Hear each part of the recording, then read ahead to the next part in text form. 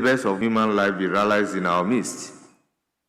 O God, grant us a vision of our country, fair as it might be, a country of righteousness, where none shall wrong his neighbor, a country of plenty, where evil and poverty shall be done away with, a country of brotherhood, where all success shall be founded on service, and honor shall be given to the deserving, a country of peace, where government shall rest on the will of the people and the love for the common good.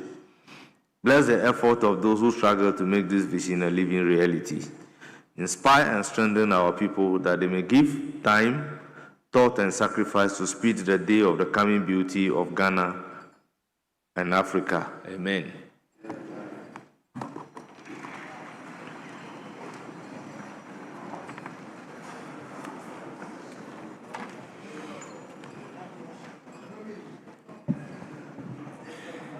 Honourable members, there have been no message from His Excellency the President or formal communication from the Speaker. May we take item number 5, correction of votes and proceedings and official reports.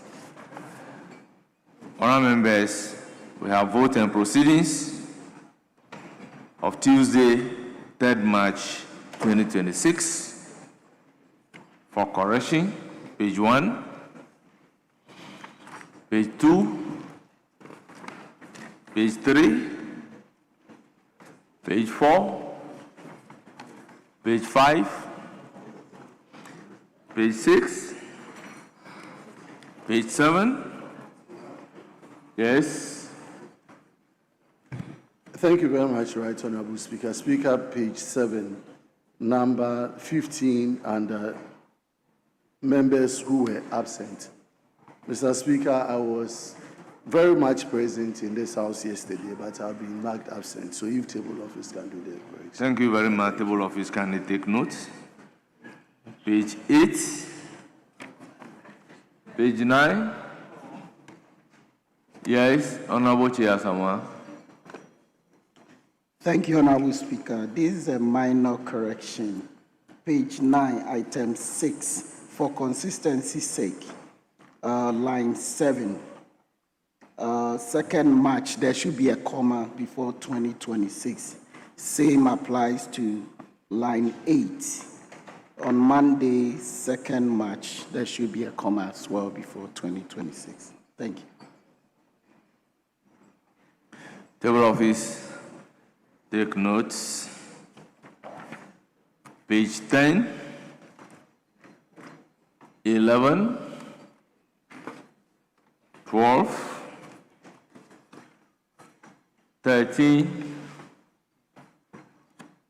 14, page 15, page 16. Yes. Speaker, may I humbly take you back to page 10? Speaker, item number 9, paragraph 2 and 3. Speaker, in paragraph 3, the complainant, being the Honourable Minister for the Interior, made the point that the allegations made by the minority leader not being backed by any evidence amounted to contempt. He simply didn't say that there were allegations and therefore they amounted to contempt. His position was that the allegations were not backed by any evidence, and therefore they sought to defame him. And so I believe that it's very important that that is indicated.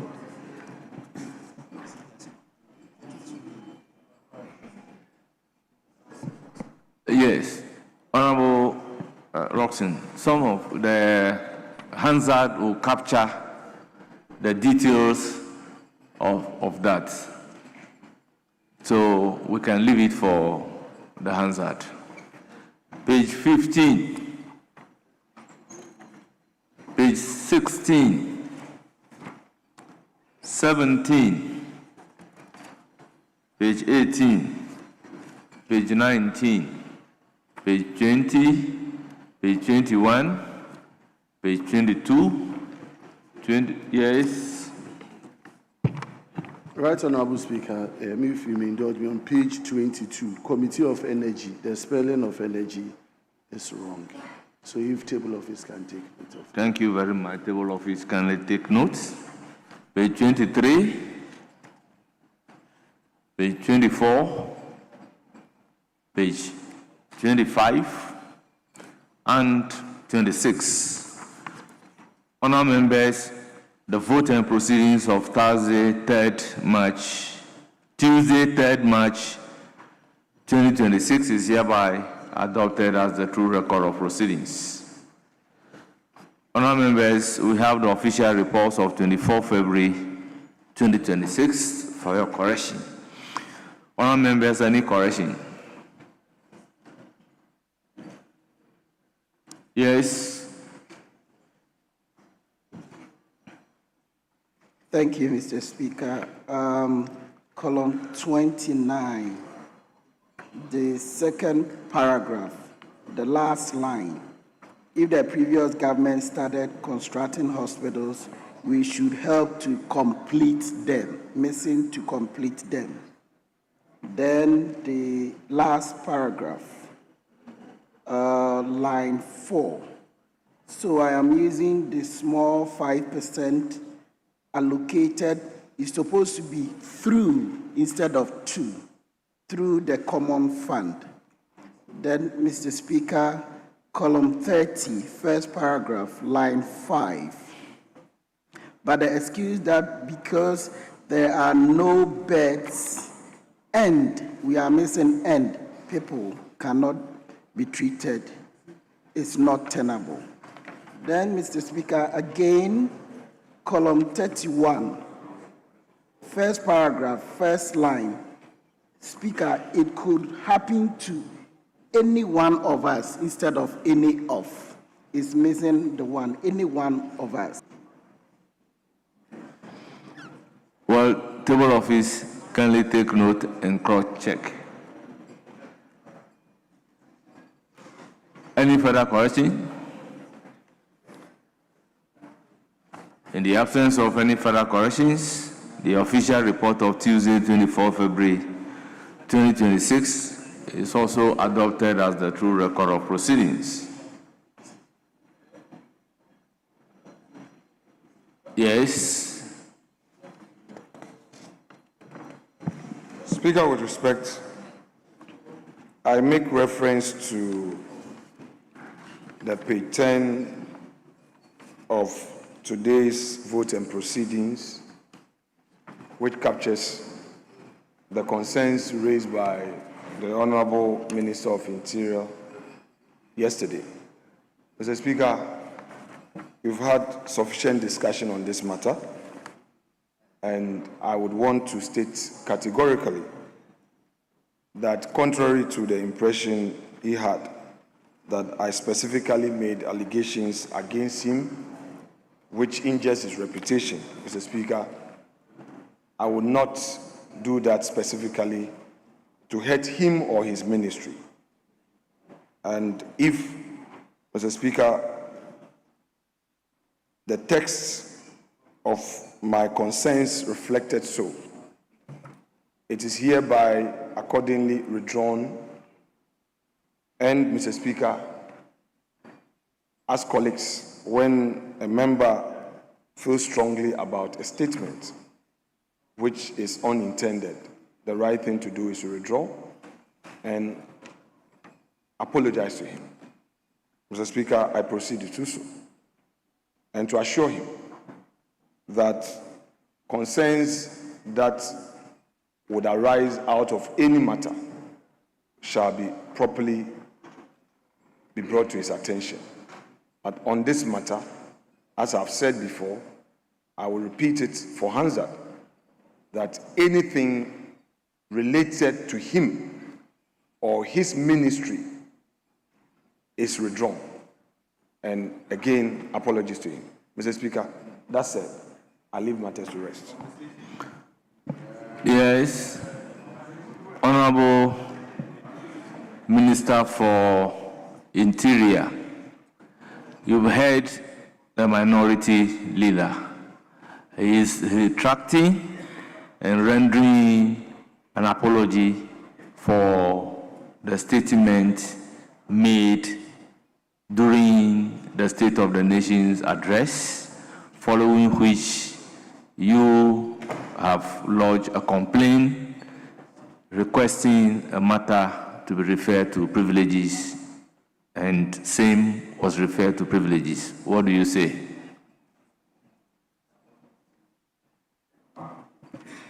Thank you very much, Mr. Speaker. Mr. Speaker, it is painful to be wrongly accused or your action to be misconstrued and be labeled differently from the intention that you have, especially when it's connoted with criminality and heavy wrongdoing. Mr. Speaker, I've had a great privilege of serving in leadership in this House, probably with a greater respect and with all humility to my colleagues. For those of us sitting in the chamber now, I have served in leadership longer than anybody, and I'll be the last to thwart efforts of leadership in trying to help run this House, except to say that, colleagues, remember most of the times I keep saying, please, let's respect each other. I will be the first to always say that fight for the right thing to be done. Make sure that wrong things are not done. But let's not do it as though we intend to destroy each other. I am heavily hurt and heavily worried. But who am I to say that if a colleague acts using the same spot or the same microphone in the same chamber, now comes back to say he has withdrawn and is apologizing? Who am I to say that I'm going to play God and I will not accept it? I accept it wholeheartedly, and I pray that this guides all of us, myself, the hardworking service commanders that I have, the hardworking staff at the ministry, for us to continue to do the right thing, and to also assure the minority leader and the minority and the whole House that if there are anything that they think needs our attention, we'll be more than happy to look at them and address them. But I want to thank you, Mr. Speaker, because even if we go to privileges and a member that you are referring to privileges goes there to say that, I'm sorry for what I have said, it ends the matter. So if leadership in your wisdom and in the wisdom of the minority leader apologizes and withdraws, who am I to say I will not accept? My only plea, Mr. Speaker, is that if it is possible to expound that from our records, that will be most useful, so that we expound it from our records so that it's like it never existed. And if the debate or the comment made yesterday in any way was also hardship and the House decided that both or all that should be expanded, I think that may do all of us a lot of good. I thank you so much, Mr. Speaker, for the opportunity. Honourable members, following the retraction and apology by the minority leader of those statements made during the State of the Nation address, and also following the acceptance by the Minister of Interior, I would order that the referral to the Privileges and Immunities Committee for examination, inquiry, and reports is accordingly withdrawn. I will further direct that those words complained about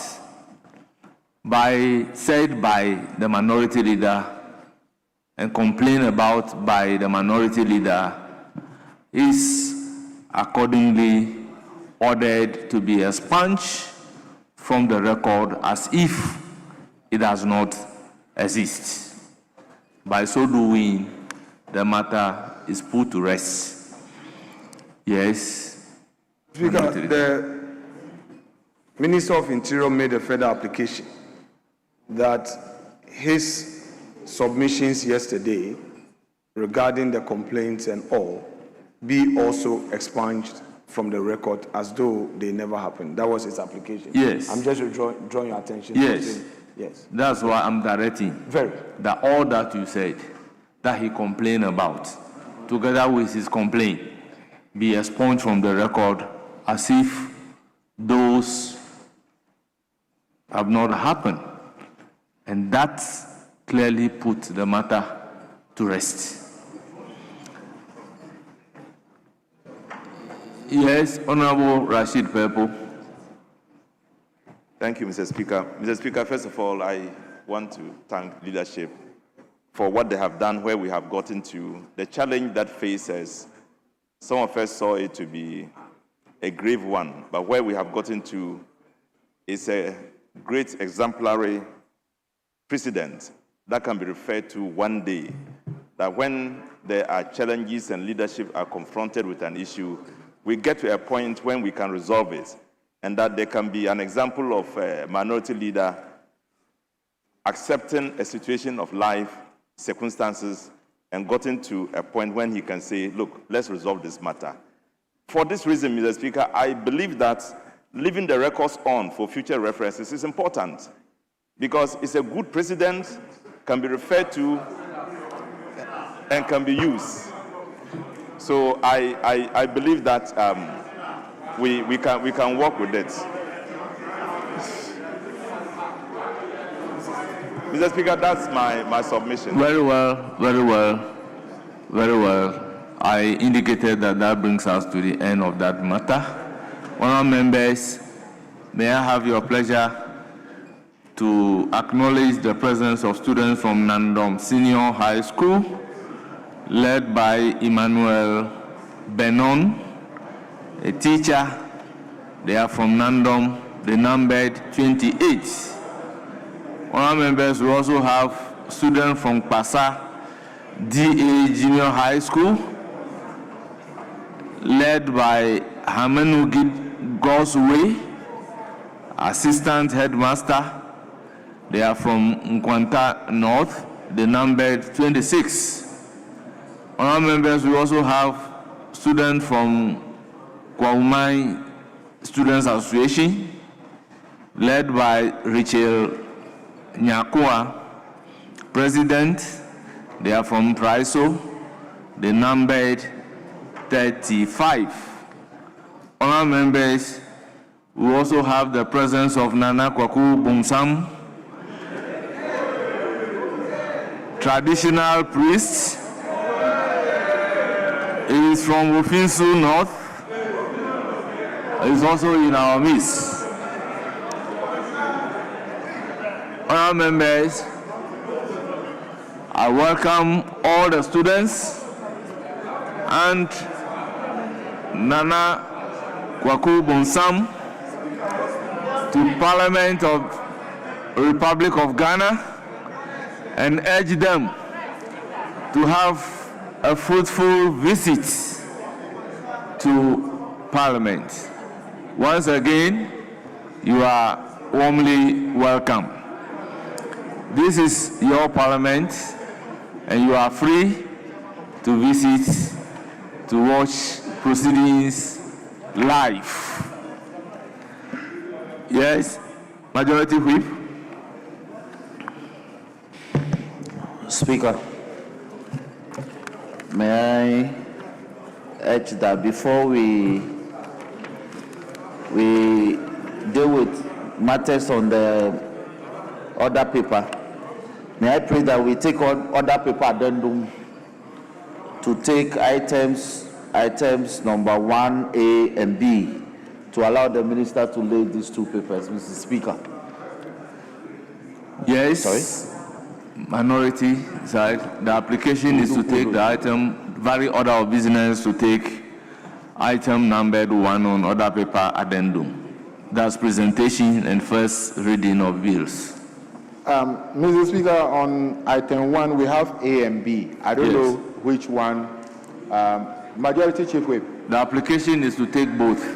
But, Mr. Speaker, we are not in any knowledge of A, but we don't have any problem with B. But the A, there's no engagement on that. So if we can take B whilst we engage, because we never mentioned anything about A.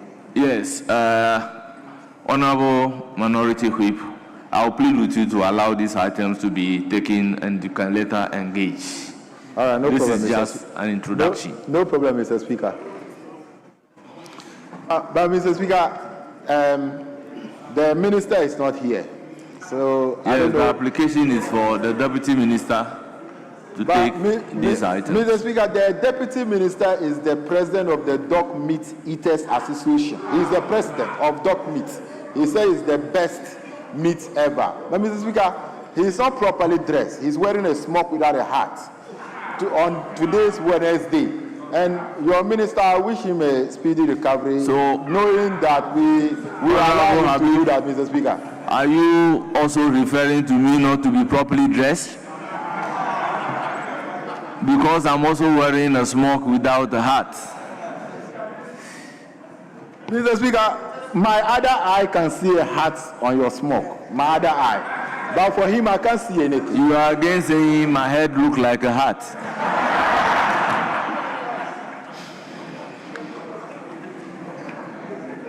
Yes, Deputy Minister for Education. All members, at commencement of public business, presentation and first reading of bills. Item numbered 1A, Deputy Minister for Education. An act to amend the Education Regulatory Bodies Act 2020, Act 1023, to dispense with the requirement of affiliated institutions to meet the 6-year requirement to obtain a charter and provide for related matters. Yes.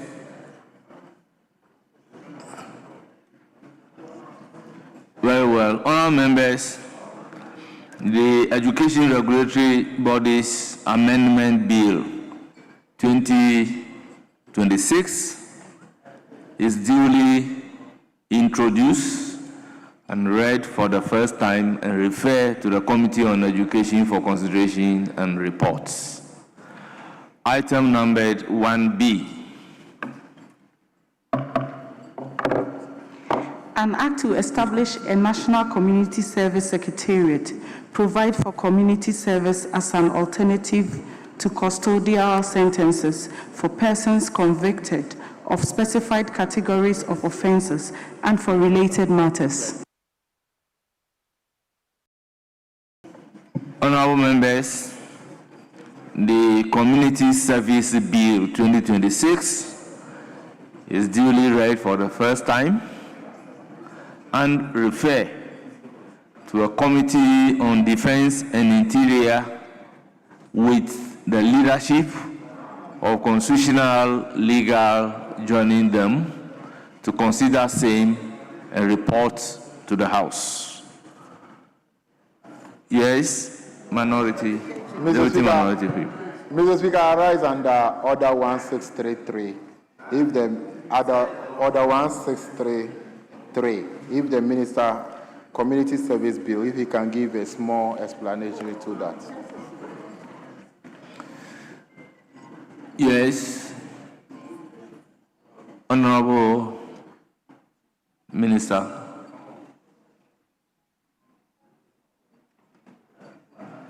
Well, Mr. Speaker, I'm sure that my colleague knows that one of the reasons for this bill is to help us to decongest our prisons and to ensure that people with minor offenses are rather given non-custodial sentencing instead of just caging them and not having the ability to feed and maintain them.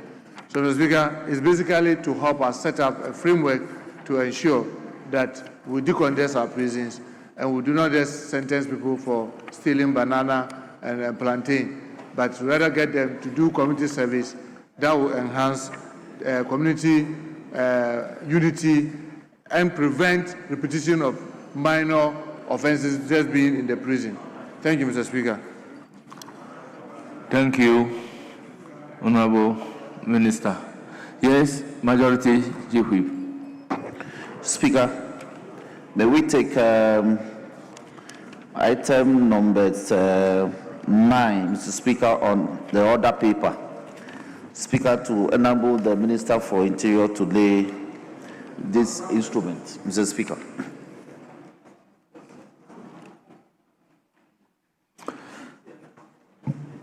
Honourable members, item numbered 9. Minister for Interior. National Identity Register Amendment Regulations 2026. Honourable members, the regulation is duly introduced and it is referred to a committee on subsidiary legislation for consideration and reports. Yes. Speaker, may we take item number 6, questions? Speaker, given the exigencies, we want to pray that we limit the supplementaries to 1, just 1. Given the exigencies, it's a special prayer. Until Fojo, you will have your Yes. Yes, Mr. Speaker, the Chief Whip reached out because we want to zoom into the debate. So if we can actually limit supplementary questions to 1, I think it's in order. Very well. Honourable members, the Minister responsible for Interior is scheduled to answer questions.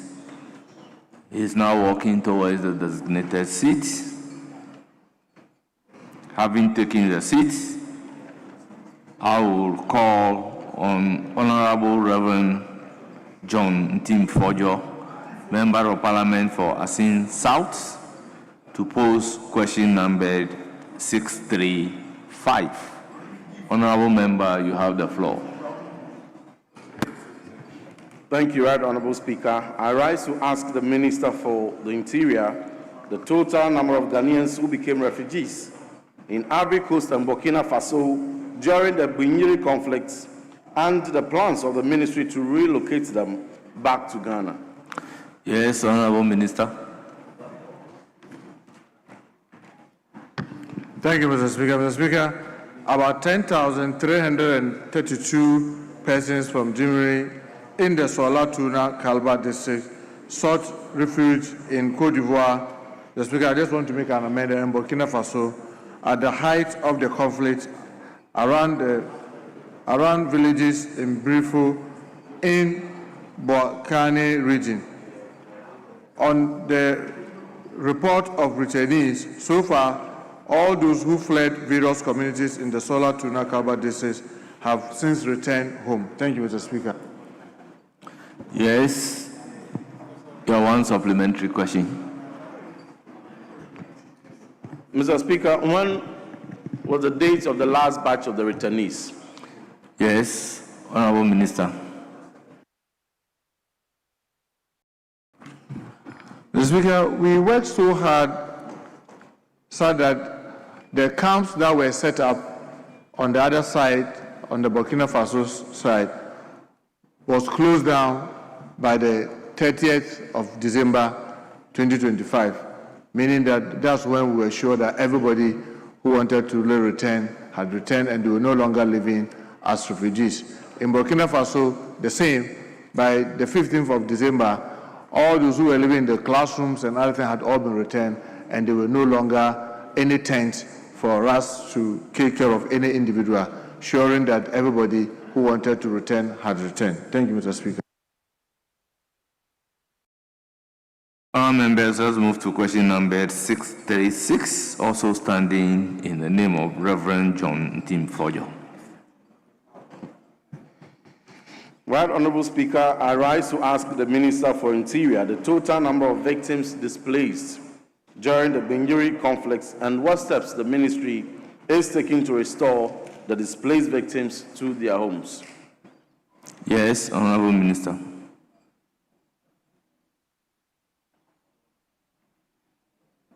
Thank you, Mr. Speaker. Mr. Speaker, a significant number of about 37,719 victims were internally displaced, fled their homes for fear of being attacked, and sought refuge in Sola and Tuna Kalba communities. Mr. Speaker, through facilitation, dialogue among factions, all victims have since returned home. Thank you, Mr. Speaker. Any supplementary? Mr. Speaker, media reports which were widely available on TV indicated the burning of homes, thousands of homes. So these returnees, which shelter and alternative accommodation were facilitated by the states for their reintegration, owing to the fact that we all saw how their houses were burnt for which they were displaced. And also from the precedent set when Jamaica had such a similar distress situation, this country, led by the state, carried resources to go and rebuild, help in the reconstruction. Honorable member, you are offending Order 88.7. I'm guided, Mr. Speaker. So in that same principle, what reconstruction efforts were done in Benyiri that aided the returnees back home? Please be ask reintegrated? specific question with the way you wind it up. Yeah, Mr. Speaker, so what steps were taken to rebuild shelters and homes for the displaced victims? Your question is not about building homes. Mr. Speaker, I'm asking because they have returned home and their homes were burnt for which they were displaced. They were displaced because their homes were burnt. So if the minister is saying they have returned home, which homes and which shelter were provided for them to aid their reintegration back to their homes?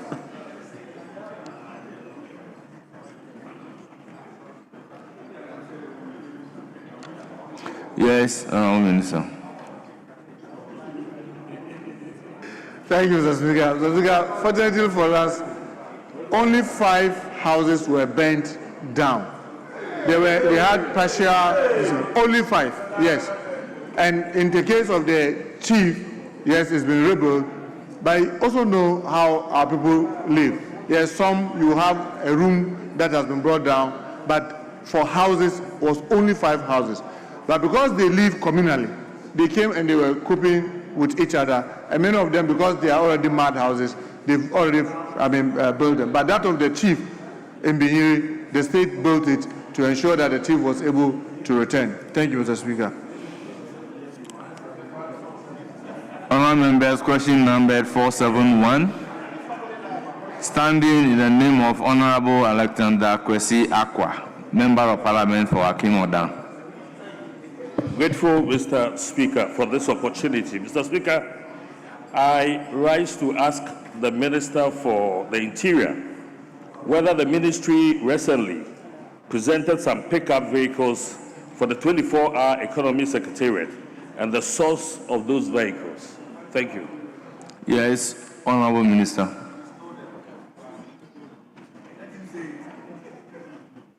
Mr. Speaker, the Minister of Interior has not presented or donated any pickup vehicle to 24-hour Economy Secretariat. Thank you, Mr. Speaker. Yes, any supplementary question? Thank you very much. Let's move to question number 569. Standing in the name of Honorable Akwesi Jemfi Onyina Achampong, Member of Parliament for Kwabre East. Thank you, Mr. Speaker. I rise to ask the Minister for Interior how the ministry intends to monitor and evaluate the effectiveness of the new Independent Police Complaints Commission in rebuilding public trust and enhancing police professionalism. Thank you. Yes, Honorable Minister. Thank you, Mr. Speaker. Mr. Speaker, the Minister of Interior currently is at Cabinet with a Cabinet memo towards the possible establishment of an independent police complaint commission to strengthen accountability and rebuild public trust in policing. The Cabinet report will guide the design, mandate, and monitoring framework of the proposed commission to ensure it complement the existing police professional standard bureau. When established, its effectiveness will be assessed through periodic performance review, public perception survey, and stakeholder consultation aimed at enhancing police professionalism and transparency. Thank you, Mr. Speaker. Yes, any supplementary? Yes, Mr. Speaker. Mr. Speaker, I'd like to ask the Minister, what were some of the challenges? Can he outline some of the challenges that the existing police complaint process had that warranted the establishment of this independent commission? Honourable Member, your question is how they intend to monitor and evaluate the effectiveness. The question never mentioned any challenges. The answer did not also mention any challenges. So this cannot be a supplementary question. Mr. Speaker, I got the supplementary from his answer, and I wanted to know what is warranting this independent establishment of this new independent. What is warranting what? The establishment of an independent commission. If the process was not flawed, why change it? So I wanted to know what were the challenges with the system that he is proposing the establishment of an. But did the minister mention any challenges? He even indicated that they are at cabinet. Is that not what you said? So something that is in cabinet, how could there be challenges? Because I listened to the minister in his answer. Mr. Speaker, definitely if for there to be a solution, there has to be a problem. That's why I asked. But I believe it is only when it comes to implementation that there will be challenges. So I do not know where the question is coming from. In the absence of any further question, we'll move to question number 570. Standing in the name of Honorable Akwesi Jemfi Onyina, a champion member of Parliament for Kobri East, you have the floor to ask question number 570. Thank you, Mr. Speaker. I rise to ask the Minister for Interior what specific actions have been implemented so far by the Ghana Police Service in investigating the violence that occurred during the rerun of the parliamentary elections in Ablikuma North constituency. Thank you. Yes, Honorable Minister. Thank you, Mr. Speaker. Mr. Speaker, following the unfortunate incident of violence during the rerun of the parliamentary election in the Ablikuma North constituency, the Ghana Police swiftly commenced investigations to identify and prosecute all persons involved. Several suspects were arrested and prosecutions are currently ongoing in respect of those found culpable. In addition, Mr. Speaker, the incident involving police officer and a journalist during the election has been referred to the Police Professional Standard Bureau as part of the internal disciplinary processes. Appropriate sanctions will be applied upon the conclusion of the investigation in line with police disciplinary regulations. Thank you, Mr. Speaker. Yes, any supplementary question? Mr. Speaker, does the Minister have any timelines towards the investigation? Yes, Honorable Minister, anytime now. Mr. Speaker, with those in court, as you may know, we will not be able to give time as to when the court will finish the prosecution because they have to defend themselves, we have to present witnesses, so that is pending. With regards to the internal, which has to do with the police officer, yes, I'm sure that by the end of this quarter, the police should be able to report to us whether they are done with their investigation or not. Thank you, Mr. Speaker. Other members, on your behalf, I thank the Minister responsible for Interior for attending upon the House to respond to questions scheduled for him. Honorable Minister, thank you for coming. We are most grateful to you. I now ask the Minister responsible for Roads and Highways to also take the seats whilst I call on Honorable Kwame Animedo entry to pose question numbered 586. Thank you, Mr. Speaker. Mr. Speaker, I rise to ask the Minister for Roads and Highways when Konongo Roads would be completed. Yes, Honorable Minister.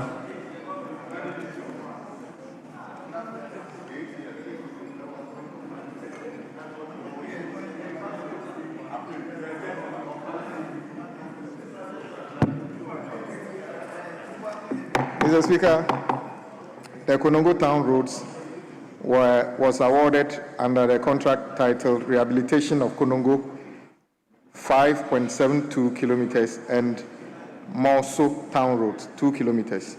The project commenced on the 9th of December 2024 for completion by 8th of December 2026. Progress of work is currently at 15%. Works have stalled due to delayed payment for the works done. Efforts are being made to get a contractor back to site to complete the outstanding works. Thank you, Mr. Speaker. Yes, any supplementary question?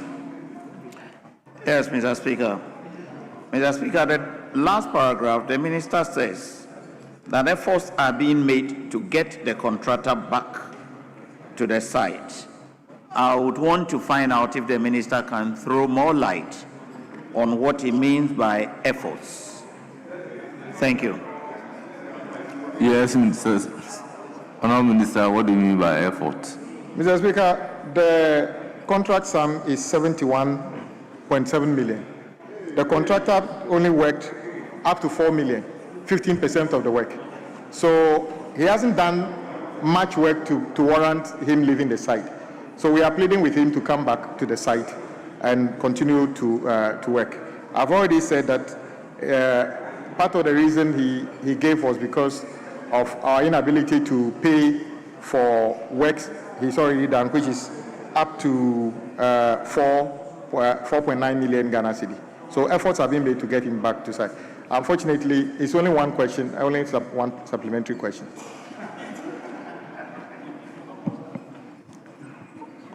Honorable Member, I don't think we are ready to breach the agreement reached by the House. Mr. Speaker, if you would allow me, I want to give some information to the Minister. While you can see the Minister I will not outside, ask the question. please, you can see the Minister outside and give him the information. I call on Honorable Dr. Zaneto Ajiman Rollins to pose the question number 663.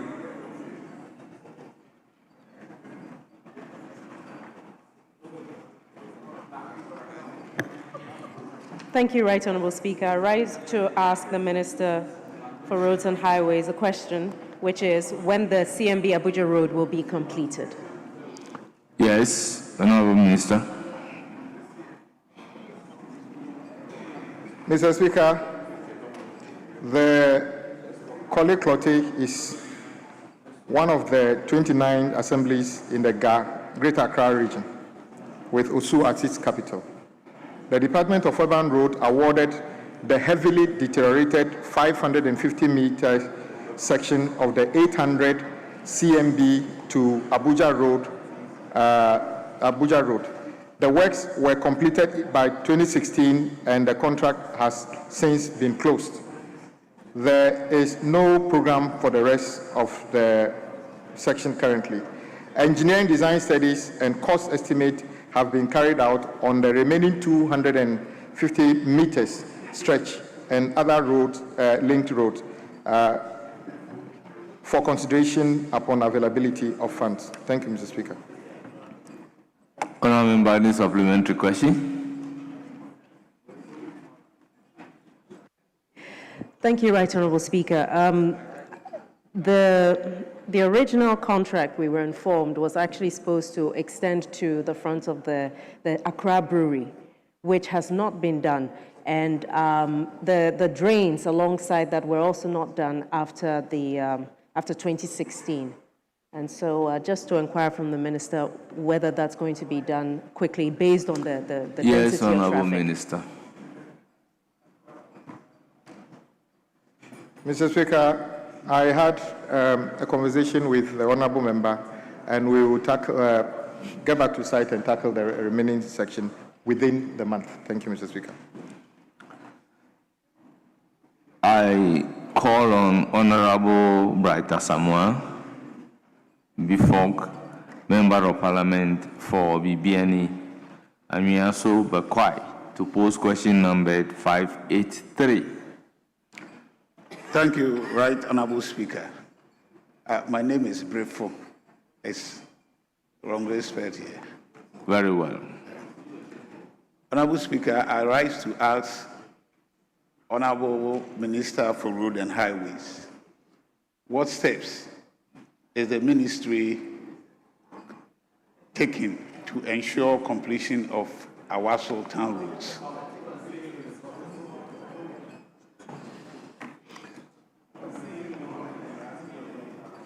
Yes, Honorable Minister.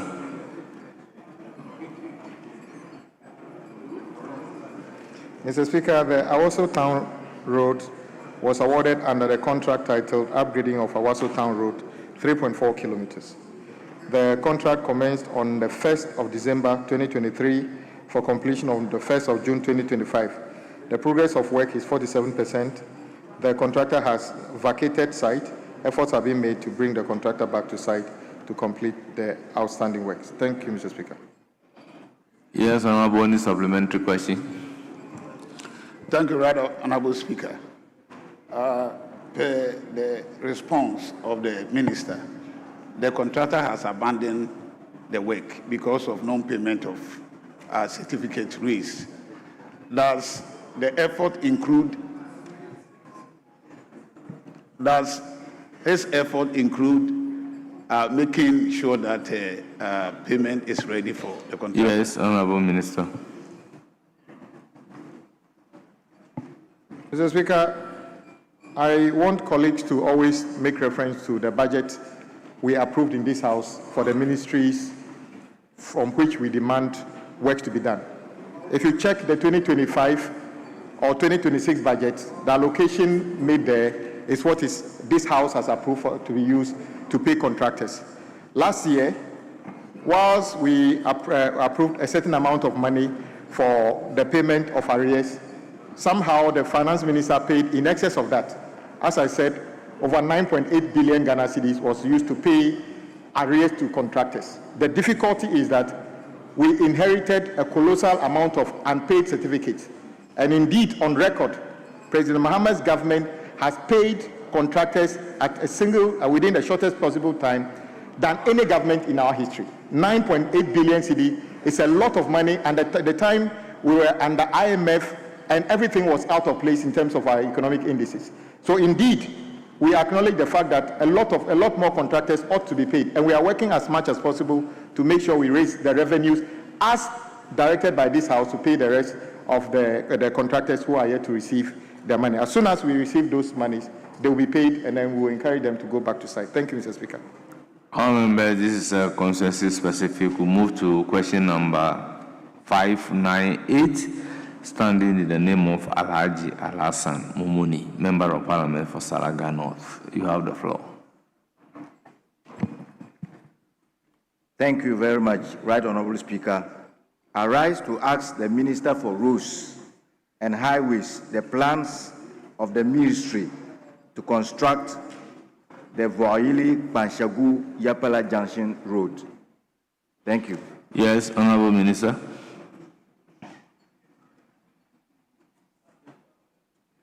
Mr. Speaker, the Yapala-Pashegu Road section, has been awarded under contract upgrading of Panshegu Junction to Panshegu Feeder Road, 15 kilometers. The contract commenced on the 13th of November 2024 for completion by 13th of November 2026. The progress of work is currently 20%. The contractor is currently not on site and works have stalled. Efforts are being made to bring the contractor back to site to complete the outstanding works. Mr. Speaker, I want to take this opportunity to encourage all contractors whose projects were awarded in 2024, who have vacated site. Mr. Speaker, Majority of projects awarded in 2024 did not receive any commencement authorization, which is against the Public Financial Management Act. But that was done. So some of the contractors, knowing very well that the finance minister came here and read the content of the Public Financial Management Act, thought that since the project, in their view, was illegitimate, they will not be paid. I want to encourage you, President Mahama's government is not going to terminate those projects. Go back to site and work. We shall regularize all those projects so that you will be paid when you carry out the work. But it is also important that government should avoid illegitimacy by awarding projects when you do not have commencement authorization for those works. So we should all learn from that. If you don't have authorization, you cannot. These laws are laws we passed. In fact, Mr. Speaker, one of the projects even was awarded in the constituency of the former finance minister, even also without the commencement authorization.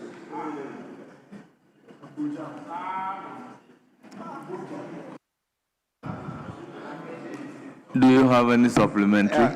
Mr. Speaker, it's like the minister have not completed the answer. The second part of the answer is not completed. Let me just draw his attention. Honorable Minister, is your answer in twofold? The answer as published. Mr. Speaker, the answer is not in twofold. The answer is very simple. The project has stalled, and efforts are being made to complete that section. There's a portion which is currently not being worked on, and which engineering studies, and cost estimate will be provided when funds become available. We'll tackle those sections. Yes. Do you now have a supplementary question? Yeah. Right Honorable Speaker, my interest was just on it will be catered for in the next budget, so that at least I'll be sure that in the 2027 so budget. So you want to know whether or not it will be catered for in the next budget? That should be the question. Mr. Speaker, the government of Ghana budget is actually approved in this house, not at the ministry. So whatever we approve is what will be done. Yes. This is a consensus specific. Thank you, Mr. Speaker. Mr. Speaker, the road minister, I admire him a lot. But in his answer, he did indicate that many of the contracts that was awarded in 2024, they were without commencement authorization, and he cited example of the former finance minister's constituency, and that contractors should work. But I want to find out from him, based on what you said, contracts that were awarded in 2024, then they have award letter without commencement yet. Is it the case that they can work and then you regularize it based on what you said? That's what exactly the minister said.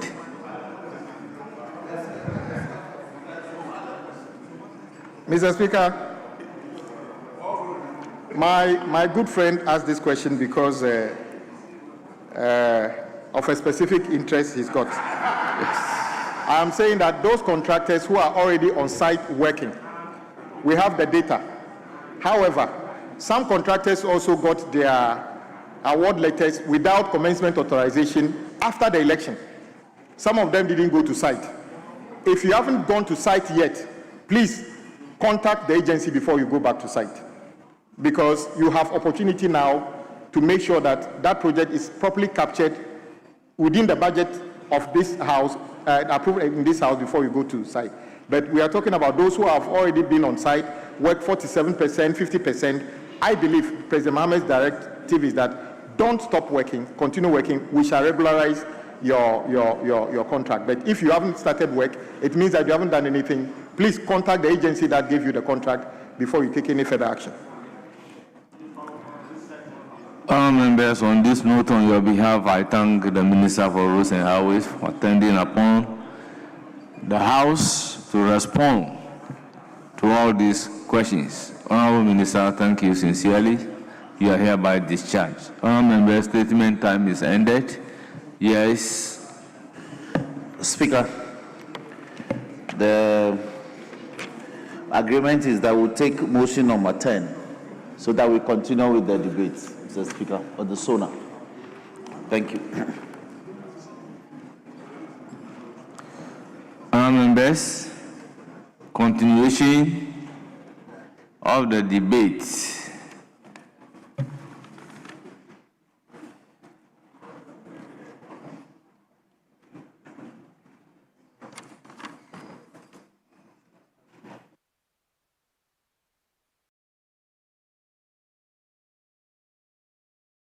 So, honourable members, I proceed to give the floor to Honourable Dominic Nitiwul. You are speaking for 10 minutes. All right. Thank you, Mr. Speaker. Mr. Speaker, I thank you for the opportunity to contribute to the motion and to thank the President for coming to do his constitutional duty. But, Mr. President, Mr. Speaker, maybe it's your prophecy for 2040. 2 terms after Honourable Nitiwul, don't give me problems.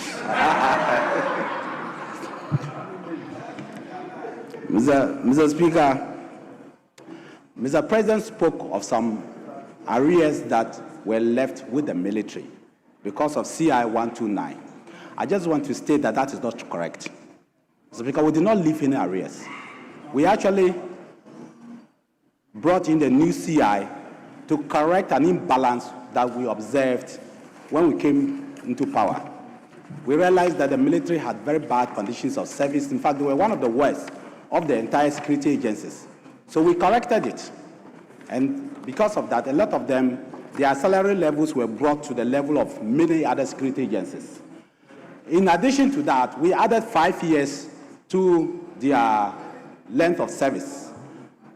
Ordinarily, a military man who entered at 20 years was to retire compulsorily at 45 years. But now, that same military man will retire at 50 years because we added another 5 years. So the 1995 group that was to retire in 2020 had 5 years added to their years, Mr. Speaker. And so we did not leave any arrears because we could not have budgeted for people who were to retire in 2025. They were to retire in 2020, but because we added them 5 years, they will now retire 2025. And in Ghanaian way of budgeting through this house, we cannot be putting money down for their end of gratuity in 5 years' time. So we were not leaving any arrears. Arrears is accrued when you owe somebody, the payment is due, and you refuse to pay, or you don't have the resources to pay. But this time, it's not like that. Because we added the 5 years, their condition of service was enhanced. And because it was enhanced, Mr. Speaker, the gratuity became big. Together, the 3,000 people now government had to look for an extra 1 billion cedis to pay them because their condition of service was enhanced, but it is not arrears. The new government was to budget for them in 2025 budget, but the government decided that they will pay them the old rate using the old CI, and the military people rejected it. So I called Atu, the finance minister, and advised him that, look, you have to pay them the new rate because the old CI is no more. So you have to pay them using the new CI. And now they've promised to resolve the problem. So I just want to state that there is nothing like arrears. We have never set up any arrears. Mr. Speaker, the second one has to do with prices of food and other agricultural products. Mr. Speaker, the bulk of our people, close to 70% or more, are involved in agriculture. Mr. Speaker, that is basically the truth. They are either farmers, or they sell, or they are the middlemen, or they are within the chain of agriculture services. Mr. Speaker, the 5 ingredients that would allow a farmer to produce a bag of maize, or produce yam, or produce cassava, or produce rice, have all gone up. So tractor services, Mr. Speaker, have gone up for the farmers. Yes, per acre has gone up everywhere in Ghana. 2, the price of the transportation of taking foodstuff from the farm gate to the market has gone up. 3, Mr. Speaker, fertilizer has gone up during the Akufo-Addo time and now it has gone up. And 4, chemicals has gone up. And 5, what we call labor, our people call it by day, has all gone up. So all the 5 ingredients have all gone up. Unfortunately, Mr. Speaker, the prices of foodstuff has slumped. So the farmer is the one who is suffering. If, Mr. Speaker, the government had decided to reduce tractor services, to reduce the fertilizer, to reduce transportation for the farmer, to reduce chemicals and labor, I would have clapped for the government. But unfortunately, Mr. Speaker, it is not the case. So today, a farmer who wanted to buy the Hajo motorbike, you know the Hajo motorbike, where they used to go to farm. He needed, it was 17,000. That motorbike was 17,000 Ghana cedi during the Akufo-Addo time. That farmer needed 17 bags of rice. Today, the same farmer needs 50 bags of rice. Yes. Mr. Speaker, the young farmer who was buying what we call supply, there's a type of yam that is because of the size, they call it supply. That farmer needed 3,000, that farmer needed 1,000 bags, 1,000 tubers of yam to buy the Hajo motorbike. Today, that same farmer needs close to 3,000 or 4,000 tubers of the same piece of yam to buy. Mr. Speaker, that cassava farmer, the cassava farmer who needed only 17 bags to buy that same Hajo motorbikes, that same cassava farmer had to produce 150 bags to buy that same Hajo motorbike. Mr. Speaker, the farmers of this country are suffering. The Hajo motorbike today is 15,000 cedis. From 17 is 15,000 cedis. The farmers are suffering. What crime have the farmers done? What crime have they done? They cannot roof their houses. They cannot buy Hajo motorbike. They cannot buy tricycles. They cannot, Mr. Speaker, they are really, really suffering. Why is the government doing this to the farmers? Why?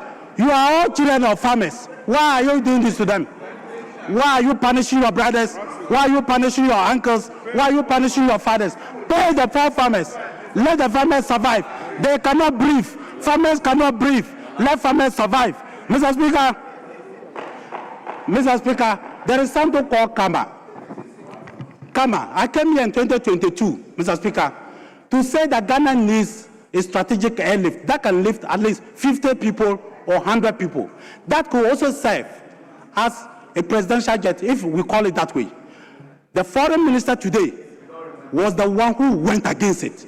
He led a revolution. He led a revolution against it. Yes. In fact, he literally mobilized people. They lied on me. They lied on the president. Said all manner of things. Mr. Speaker, today we have a problem in the Gulf that we need to evacuate Ghanaians. What are we going to use to evacuate them? What are we going to use? Now today you have to evacuate Ghanaians. You are quiet. You cannot more talk about evacuation. When are you bringing Ghanaians home? When are you bringing Ghanaians home? I am saying to you that because of the bad things you said, today Ghanaians, our hands are tied. We have a lot of our citizens in Qatar, in Saudi, in Dubai, including you people, including government appointees. They are locked up in Dubai. Mr. Speaker, government should come and brief this house when they will bring Ghanaians home. How they are going to bring Ghanaians home? What will be the cost of bringing Ghanaians home? Mr. Speaker, Ghana has caught up with Okujoto and the NDC. Ghana has caught, if we had that aircraft, because that aircraft would have been here. That aircraft would have been here.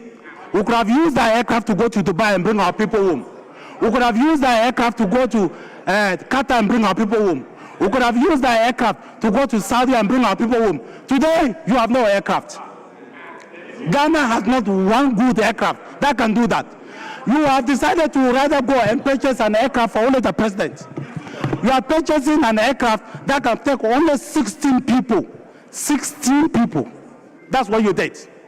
We were looking for an aircraft that could bring at least 50 to 100 people. Today, you have gone to purchase an aircraft that can bring only 16 people. Only the president can use it. Why are you doing this to Ghanaians? Why are you doing this to Ghanaians? For your comfort. Today, Ghanaians are stranded in Dubai. They are stranded in Dubai. They are stranded in Saudi. You are saying nothing as a government. Every government is evacuating their citizens. and you have tied your hands and you are quiet. Come and brief us. That is what is called leadership. I came here to brief the House.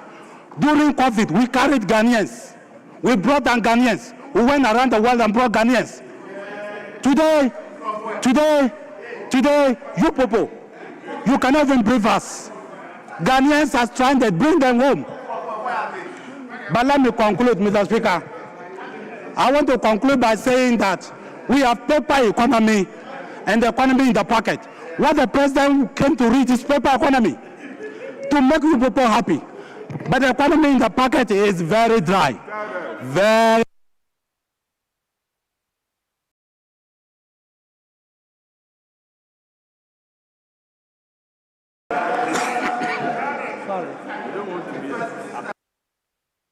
Honourable members, it's now the turn of Honourable Ampim Nyako, Deputy Minister for Finance. You are speaking for 10 minutes. Thank you, Mr. Speaker. Mr. Speaker, I want to join honourable members who have earlier spoken to thank His Excellency President Mahama for coming to the House to deliver the state of the nation. And Mr. Speaker, before I start, I want to find out what kind of barter system was Honourable Nitiwu talking about, speaking about sacks of yam that was being exchanged for an abobo yam that has increased. If previously one sack of yam was being exchanged for another commodity, and today you need 3 sacks of the same yam to do the simple thing you should know is that the price of yam has gone down.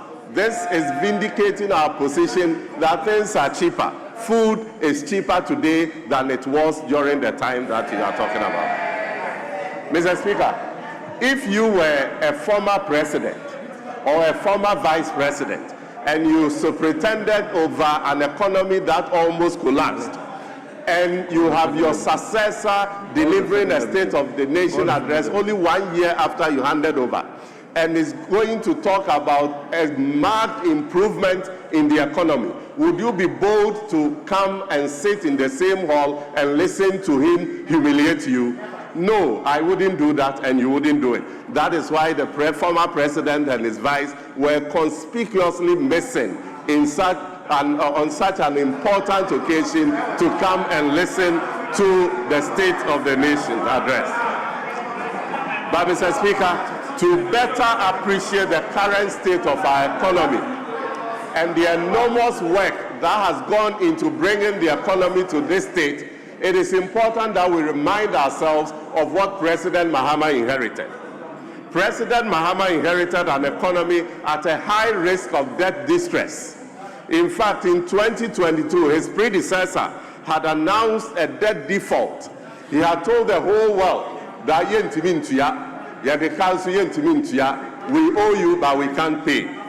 That followed with the painful debt restructuring, with the painful haircut that you are all familiar with, Mr. Speaker, and a subsequent IMF program. But Mr. Speaker, by 2024 December, when the new administration took over, the IMF program had derailed. We had missed major targets under the fund program. Inflation target had been missed. In fact, the inflation target for end year 2024 was 18%. We missed it by more than 5.8%. We ended 2024 with an inflation of as high as 23.8%. Mr. Speaker, net change in payables, which was supposed to be zero, had also been missed. We had accumulated arrears, central government and energy sector arrears in excess of 45.6 billion cedis. So clearly the IMF program had derailed. It had to take President Mahama, his finance minister Atuforsen, and the team a bold fiscal consolidation measures to ensure that we bring the fund program back on track. And we did this with 3 strong pillars: expenditure rationalization, enhanced revenue mobilization, and prudent debt management. Mr. Speaker, for the first time under the fund program, And for the first time in recent history of this economy, we actually achieved key targets ahead of schedule. Debt to GDP criteria, which was to be achieved by 2034, was achieved at the end of 2025. We achieved debt to GDP ratio of 45.3% ahead of time. Mr. Speaker, inflation target for 2025 was 8%. We ended the year 2025 with an inflation of 5.4%. When you were running around the country shouting, "It is possible, it is possible," did you think that this was possible? Mr. Speaker, for the first time, we ended the year without accumulating any arrears at all. Mr. Speaker, it is not only inflation that has reduced consistently over the last 13 months. Interest rates have also followed the same downward trend. The 91-day Treasury bill rate declined significantly from your 27.7% to the current rate. In fact, we ended the year at 5.3%. Today, Statistical Service has announced a new inflation rate of 3.3%. Mr. Speaker, the policy rate has also gone down significantly, currently at 15.5%. With inflation consistently going down, we know that the policy rate is also going to reduce. The Ghana reference rate has also declined from 29.3% under you to 11.7% today. So today, Mr. Speaker, instead of government borrowing and crowding out private investors, we have taken a policy decision to crowd in private investment. Mr. Speaker, today, people are able to borrow at 11%, 10%. During your tenure, banks were lending at 40%. What business can you borrow at 40% and be able to pay interest and make profit apart from selling cocaine? What business can you do? Mr. Speaker, apart from all this, in only 1 year of President Mahama's administration, we have recapitalized NIB, ADB, and CBG. For us, our policy is that we would rather spend to save banks than spend to collapse them.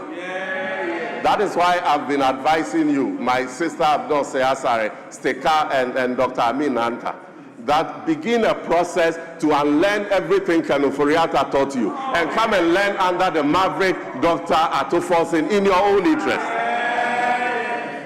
Mr. Speaker, look, President Mahama made a statement, and it's on page 7 of the statement.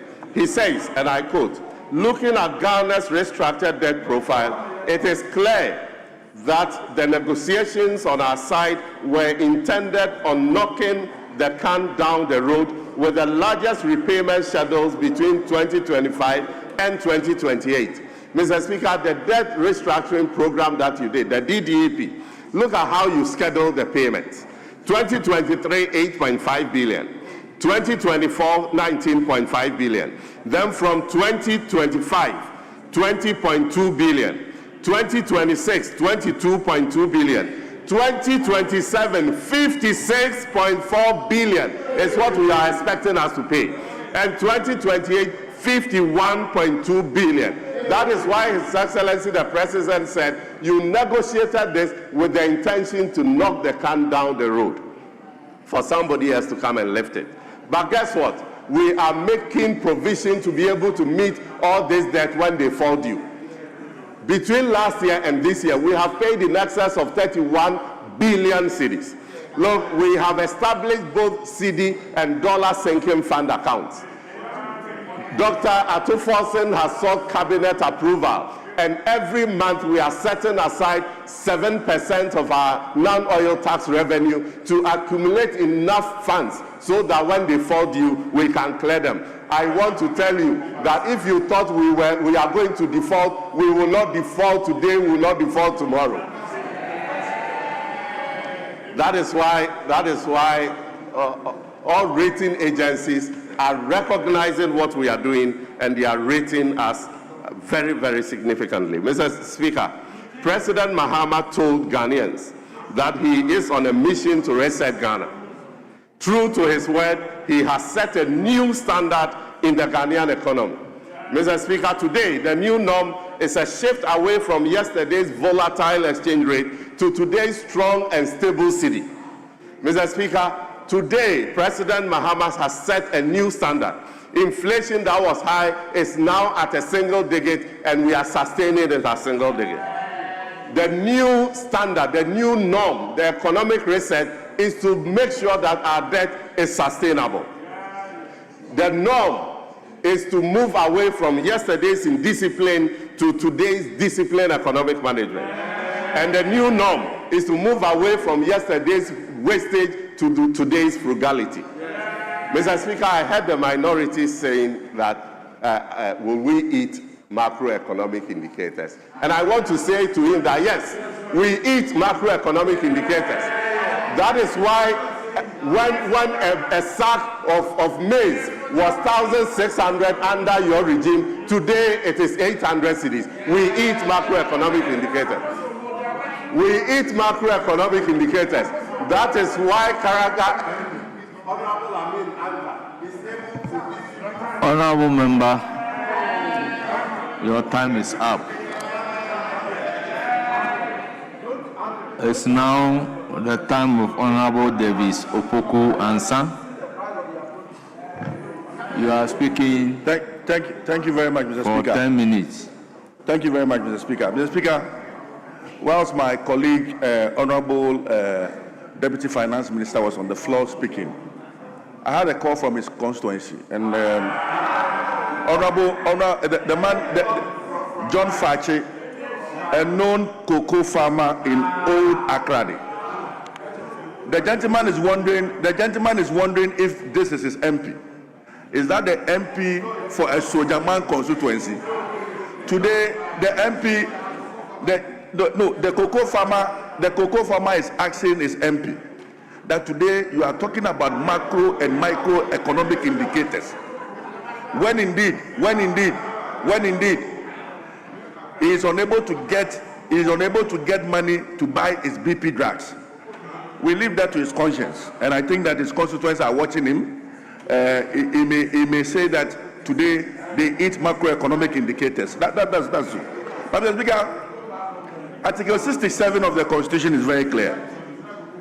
It requires that the President delivers a message on the state of the nation. Mr. Speaker, Article 179 of the Constitution also states that the President shall cause to be prepared and lay before Parliament estimates of revenue and expenditure. So in practice, we see the Finance Minister come before us to present what I call budget statement and economic policy of government. Mr. Speaker, what we saw from the President last week was just large portions of addresses that consisted of future spending plans and projections, rather than an honest description of the present state of the economy. Mr. Speaker, why the State of the Nation address is important is that the Ghanaian person, the Ghanaian people, the young man sitting in Mpraiso, the young man in Esojaman, wants to know the current state of affairs in this country. He wants to know why Dumso is on the rise. He wants to know why cocoa prices have been slashed. He wants to know why the ordinary cocoa farmer is unable to even get his money. And you come here and all we hear of the President are future projections when the Finance Minister is clothed with that powers to be doing that. But Mr. Speaker, I want to veer into a very critical sector, which is the telecom sector. Mr. Speaker, the silence of the government, and for that matter, the President, on the activities of 80, formerly Airtel to Go, is quite worrying. Mr. Speaker, as we speak, we have about 300 employees of 80's job on the line. We have about 3.3 million Ghanaians whose network is on 80, wondering what next for them. Mr. Speaker, it's been near 2 years of this government. They've said nothing about 80. The people of 80 do not know their fate, and I think it's important that something is said about it. Are you laying them off? Are we allowing 80 to collapse? What is government strategic plan for 80? What is the ministry strategic plan for 80? And this is what the Ghanaian people wanted the president to say. Mr. Speaker, indeed, 80 commands about 8 million of the subscriber shares and 8% of the subscriber shares in this country. And if you want to allow this strategic partner, strategic investment just to go off, Mr. Speaker, I think it's worrying. And we urge the Ministry of Communication, for that matter, the government, to come clean on it. We want a clear direction on 80. In fact, young workers at 80 are wondering what is next for them in the next 3 months. If something is not done on 80, Mr. Speaker, the company is going to collapse. Are we going to watch this company collapse in this era? I think it's something that the government must take serious. Mr. Speaker, the president, in delivering his speech, talked about the 1 million coders program. Mr. Speaker, what is a bit intriguing about the 1 million coders program is that it seems to be a flagship program of the John Mahama administration. But even funding for the 1 million coders program have been problematic. And I'm happy that the Deputy Finance Minister is here. Mr. Speaker, last year, Cabinet had to cause National Communications Authority to fund the purchase of computers under the 1 million coders program. And Mr. Speaker, this is a clear violation of Public Financial Management Act. Cabinet, and for that matter, the president, cannot cause an institution of state to fund another institution of faith when it's not budgeted for. And I think that is something that should not be encouraged. What is a bit more worrying is that the Ministry of Communication intends to purchase one computer for 14,000 Ghana cedis. If you look at the projections, today a laptop is going to be purchased for 140 million under His Excellency John Dramani Mahamat's administration. 140 million under His Excellency John Dramani Mahamat's administration. We are wondering what proper procurement measures were put in place to ensure that there's value for money. One, you are violating the Public Financial Management Act. Two, you are overpricing prices. In fact, Mr. Speaker, just a trip to Osu here will indicate that a high-end computer that should be used for coding should not cost more than 10,000 Ghana cedis. But today, when the ministry intends to purchase over 2,000 pieces of computer, they are purchasing one for 14,000 Ghana cedis, 140 million. Mr. Speaker, if this is not chop-chop, then I'm wondering what.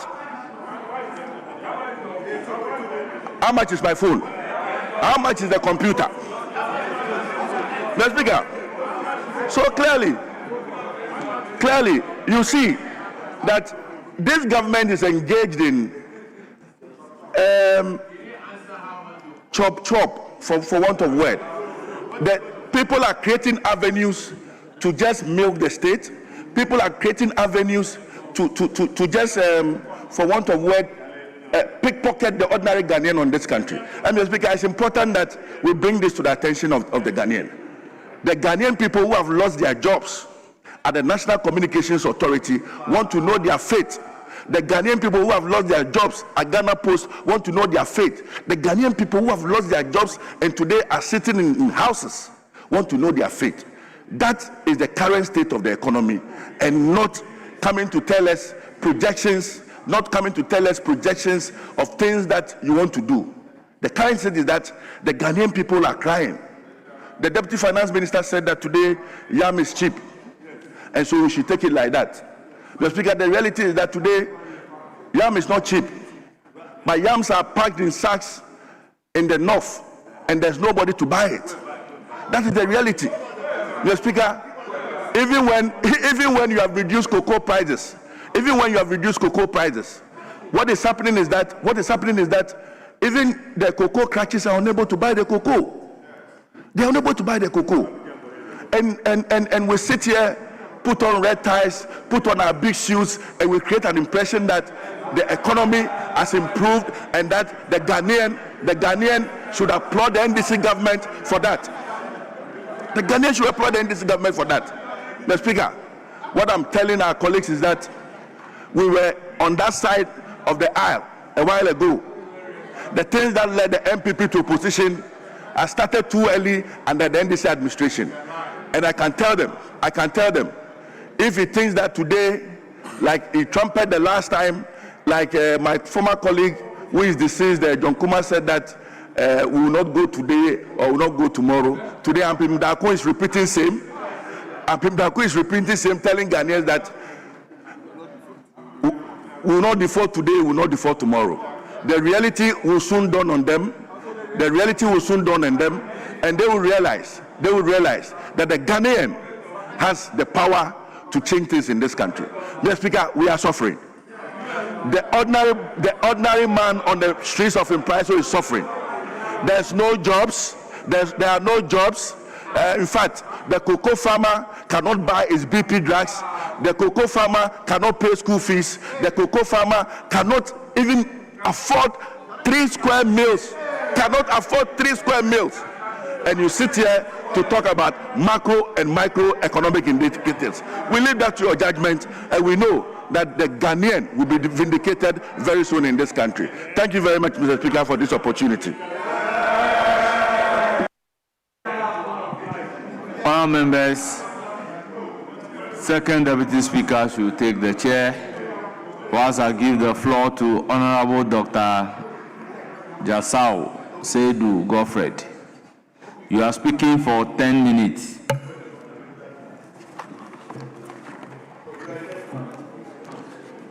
You have the floor.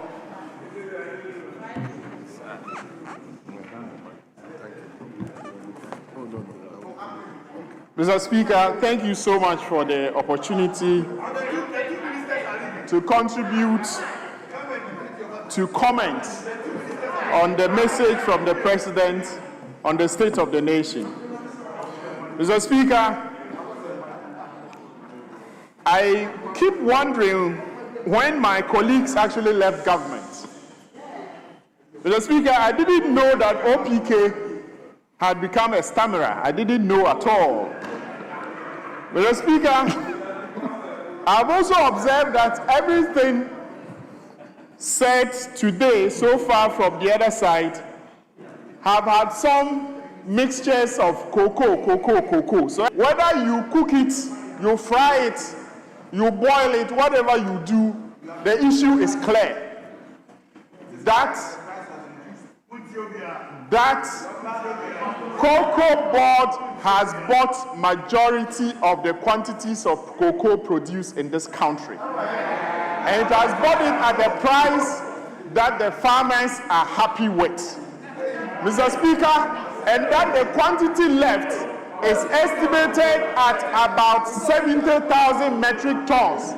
And that is responding to world price of cocoa.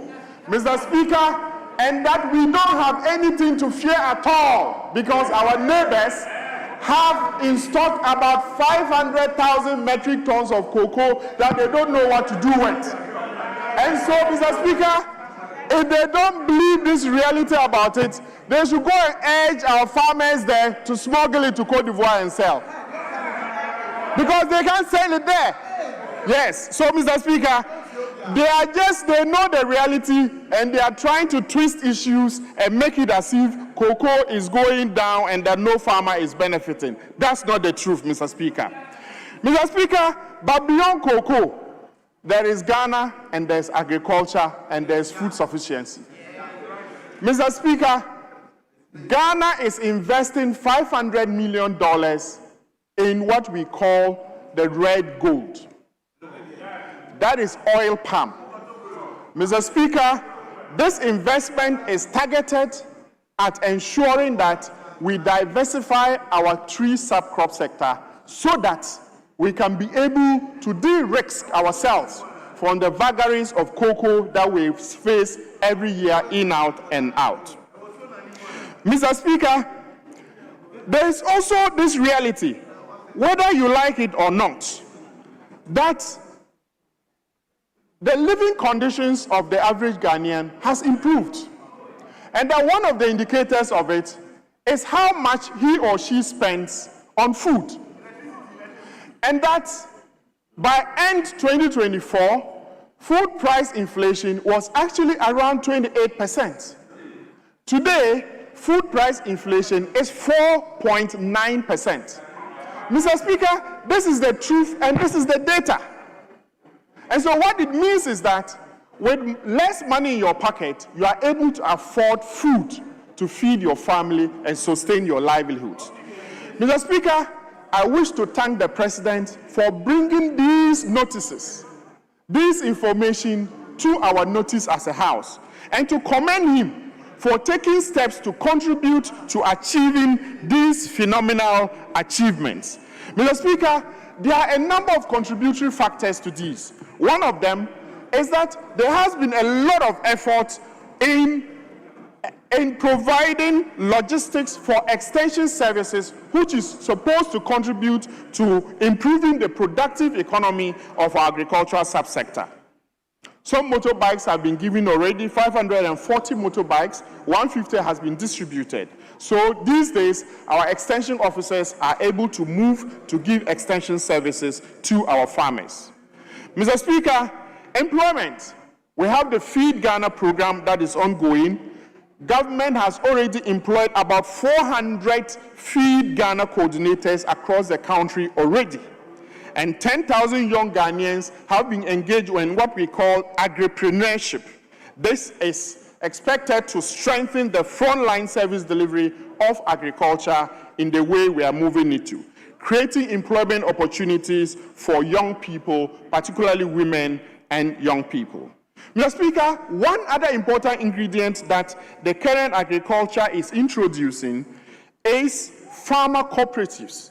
These farmer cooperatives are actually community commodity farmer cooperatives, which is targeted at reducing the corruption often observed in input distribution. Now, about 70,000 of these commodity cooperatives have already been registered.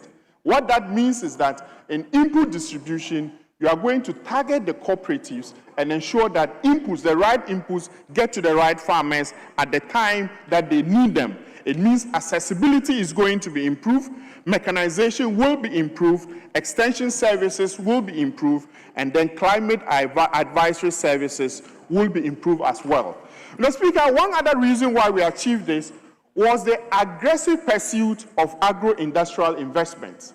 Mr. Speaker, the Minister of Agri and his team has been very aggressive in courting international support and financing investment in agri-processing. One that is being reported right now is 154 million Italy-Ghana integrated irrigated agricultural commercial farming.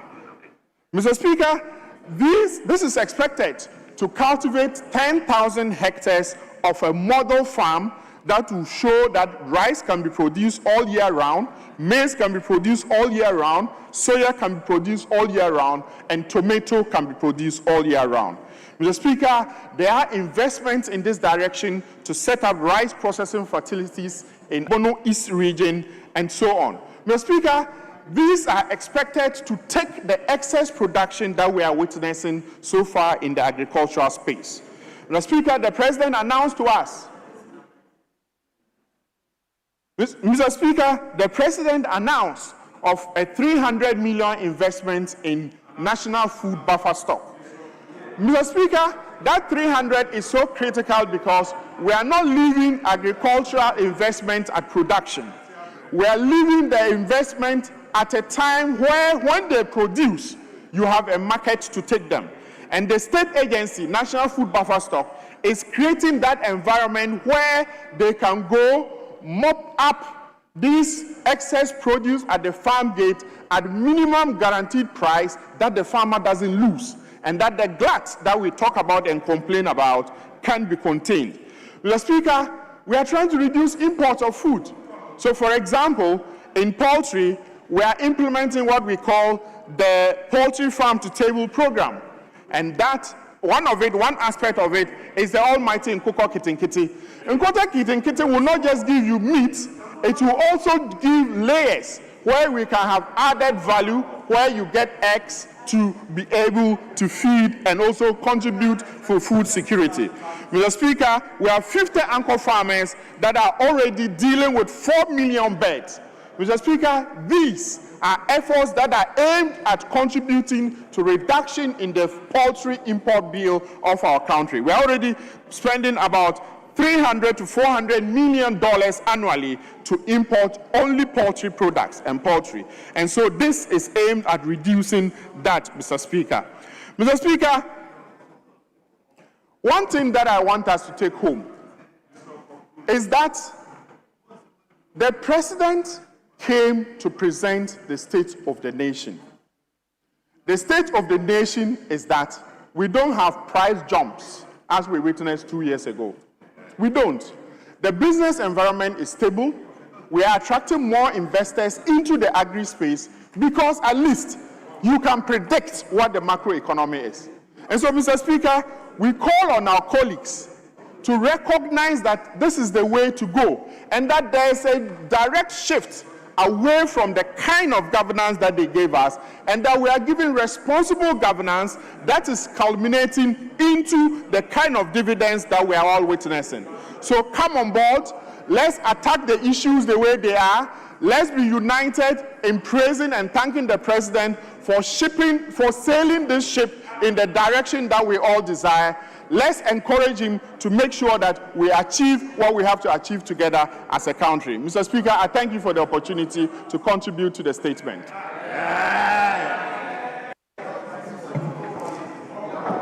Honourable members, let's now turn to Honourable Dr. Gideon Boako.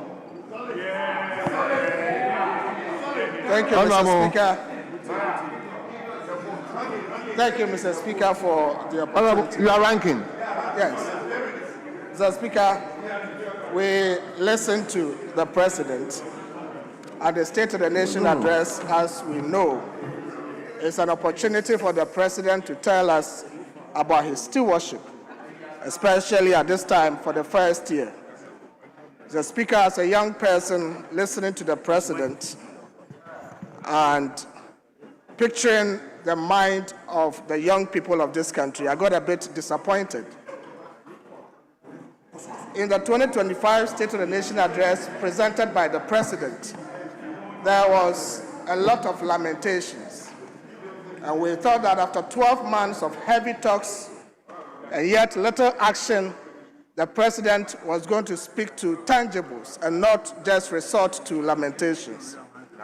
Mr. Speaker, what the President did that I think was not proper and did not situate well within the parameters of the office that he holds was the attempt to take a swipe at the previous government and what he sought to put the government in a very bad picture. Mr. Speaker, the President has spent 12 months in office, and it makes sense that we measure what he has done today as against what his predecessor government also did. We know the government of the previous government, led by Nana Akufo-Addo, did not carry Ghanaians to the heavens, as no one can do, but at least in his first 12 months, we know what he was able to do. We know that in the first 12 months of the previous government, the economy expanded. The government was able to increase the size of this economy from 3.4% to over 7%. Inflation was down, the exchange rate stability was achieved, and we had for the first time in a decade a primary balance surplus. Once the previous government was able to do all of this in 12 months, it was able to stay put to key manifesto promises and pledges. In the first 12 months of the previous government, the free SHS program was set in motion. Planting for food and jobs was set in motion. The teacher trainee allowance that was cancelled by Mr. Mohammed's previous government was restored. The nurses trainee allowance was also restored. BEC examination fees were absorbed, likewise that of SSWASI. And again, there was no increase in electricity tariffs in the first 12 months of the previous MPP government. Whilst doing this, in 12 months, there was a clear-cut policy direction for job creation through the One District, One Factory, NAPCO, and the rest. Mr. Speaker, fast forward, we are in 2026, after 12 wasteful months of President Mohammed's government. Yes, we have seen inflation go down, but Mr. Speaker, the conversations on the market today is that despite lower inflation, prices of goods and services are on the ascendancy. Mr. Speaker, we have seen stability in our currency, albeit artificial, but Mr. Speaker, what is striking is that relative to the previous government's 12 months, the 12 months of this government has not restored the teacher trainee allowance because it's already there, but rather teacher trainees are fed once a day instead of 3 square meals a day. After 12 months in office, President Mohammed's government is unable to pay a section of our nurses, and he owes them months of arrears that he has not paid. After 12 months in office, we have a section of Ghanaian teachers who have toiled and worked, yet they are not receiving salaries. Mr. Speaker, worst of it, our farmers feed us. They toil, they go through the pain, they go through hardships to put food on our table. As we speak today, our farmers are worse off today under President Mahama than they were under the previous government after 12 months in office. Cocoa farmers are crying. The Honorable Kojo Ponkrumah is sitting behind me.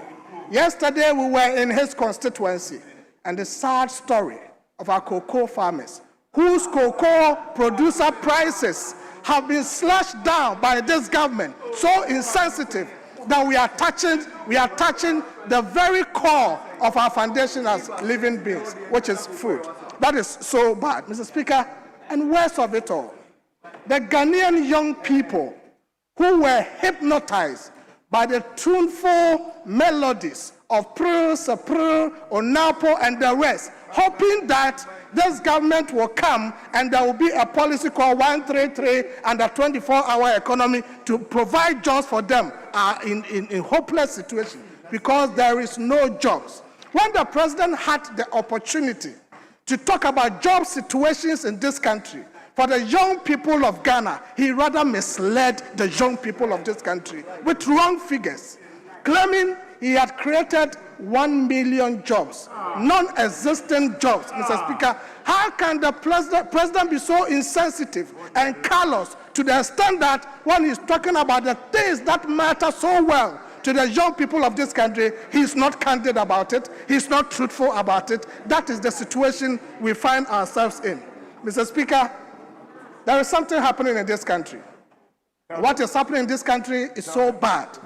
There is a criminally minded attempt to loot the resources of this country. We were told in this country that between September and December 2025, 18 tons of Ghana's gold reserves were sold. Mr. Speaker, what was the rationale for the sale of the gold? At the time we were selling Ghana's gold, 18 tons, we had excess foreign exchange reserves. So there was no need for that.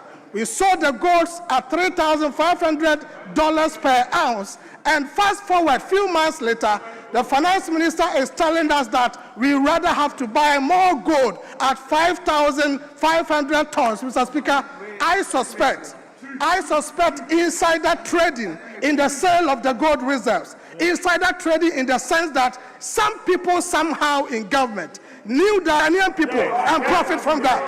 That is what is happening. Mr. Speaker, that is my suspicion.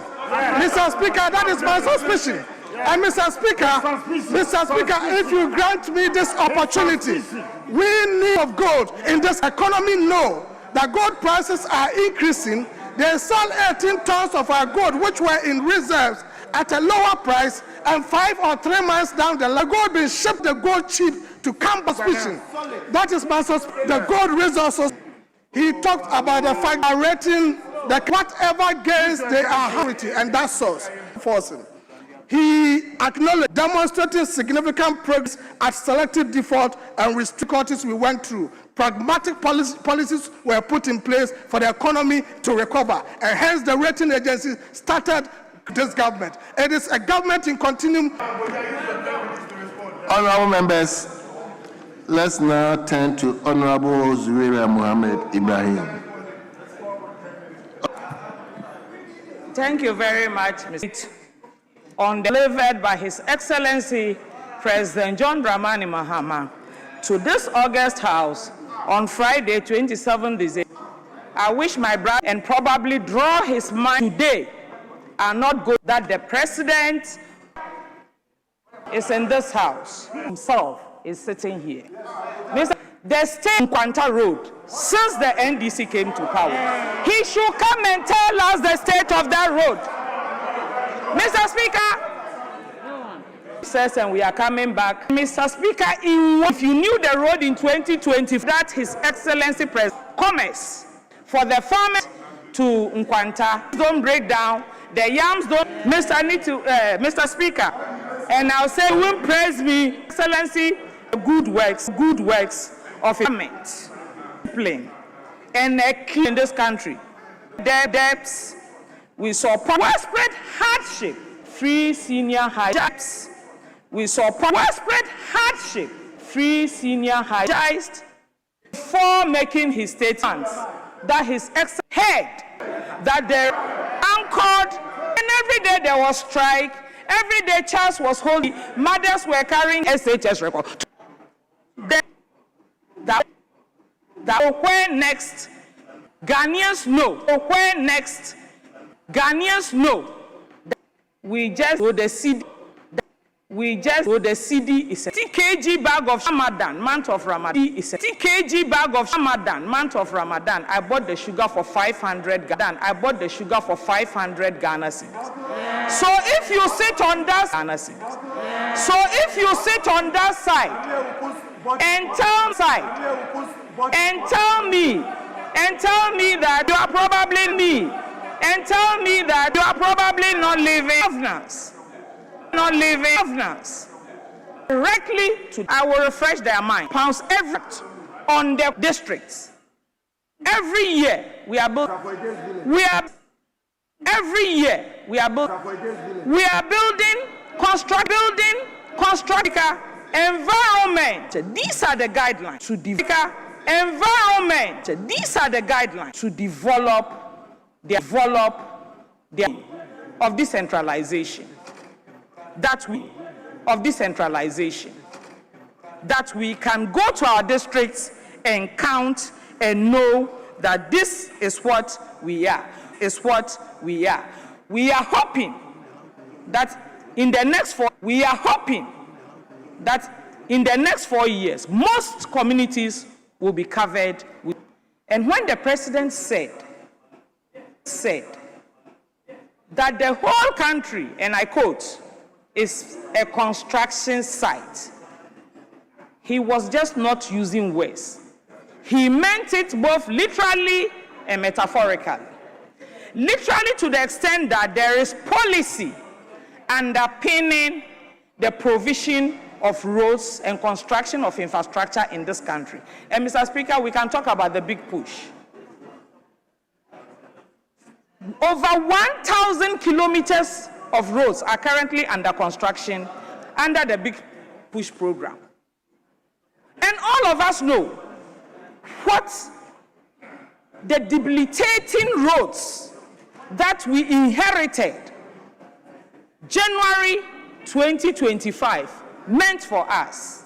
So any improvement on that road does not only represent passage, it means improving on the quality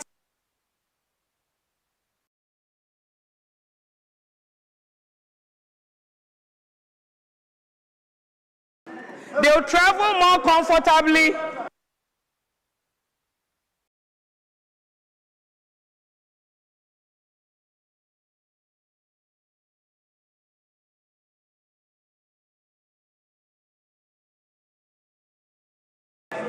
Thank you.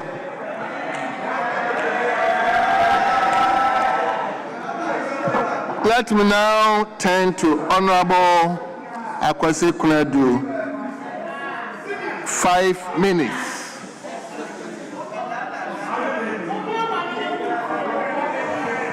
The speaker is 10. Come again. The speaker is 10 minutes. Was that the agreement? Yes. It's 10 minutes. Thank you very much, Mr. Speaker. Let him be clear with it. Mr. Speaker, thank you very much for the opportunity to contribute to the comment on the state of the nations. Mr. Speaker, I rise not only to comment, Mr. Speaker, but to measure words against reality, and also promises that are made to performance of the president, as well as rhetorics, Mr. Speaker, against results. In 2024, the campaign of the NDC, led by the president, they made very emphatic statements, Mr. Speaker, commitment. These were not casual words, Mr. Speaker. They were words that went so down. They were solemn pledges that they made. What are the standards today? What is the state of our country today? Mr. Speaker, when it's 4 o'clock, just walk by the road and you see the multitude of Ghanaians struggling to find a vehicle to go home, shortages of transportation, and you are here glorifying yourself that everything is well. Mr. Speaker, no problem. Let the handlers of the president understand and differentiate between Article 67 and 179. There is no more promises when you are here for Article 67, Mr. Speaker. The president made solemn promises and very decisive ones in the area of fighting against illegal small-scale mining activities. He was decisive on it. He said he was going to wage an uncompromising war, Mr. Speaker. He told us that they were going to make sure that our river bodies, Mr. Speaker, were cleared of debris. Mr. Speaker, he was going to reclaim our river bodies for us, restore our forest, Mr. Speaker, and end the culture of impunity in the illegal small-scale mining activities in this country. What do we find now, Mr. Speaker? Our rivers are choked. They are choking to death, Mr. Speaker. The state of River Pra is polluted, and Cobra is distressed. Ofin is under siege. And Mr. Speaker, blame, Mr. Speaker, white and black voter, Mr. Speaker, OT, they are trying to have their last breath of survival. And that is the state of the Ghanaian economy in terms of the fight against illegal small-scale mining. That is the state of our economy. So if you are here to give us poetic renditions of your own State of the Nation's address, Mr. Speaker, that is not a problem. Mr. Speaker, he promised us that the fight will be swift and ruthless. What do we see now, Mr. Speaker? We have excavators that are appearing at night like ghosts in our forest reserves. Mr. Speaker, all that you see are task force who appear and disappear without any lasting deterrence. Mr. Speaker, it is only about renaming of policies and relaunching of operations that is happening in this country, causing us calamities, of which one befell us on the 8th of August last year. Mr. Speaker, it is no joke. That is the state of our nation now.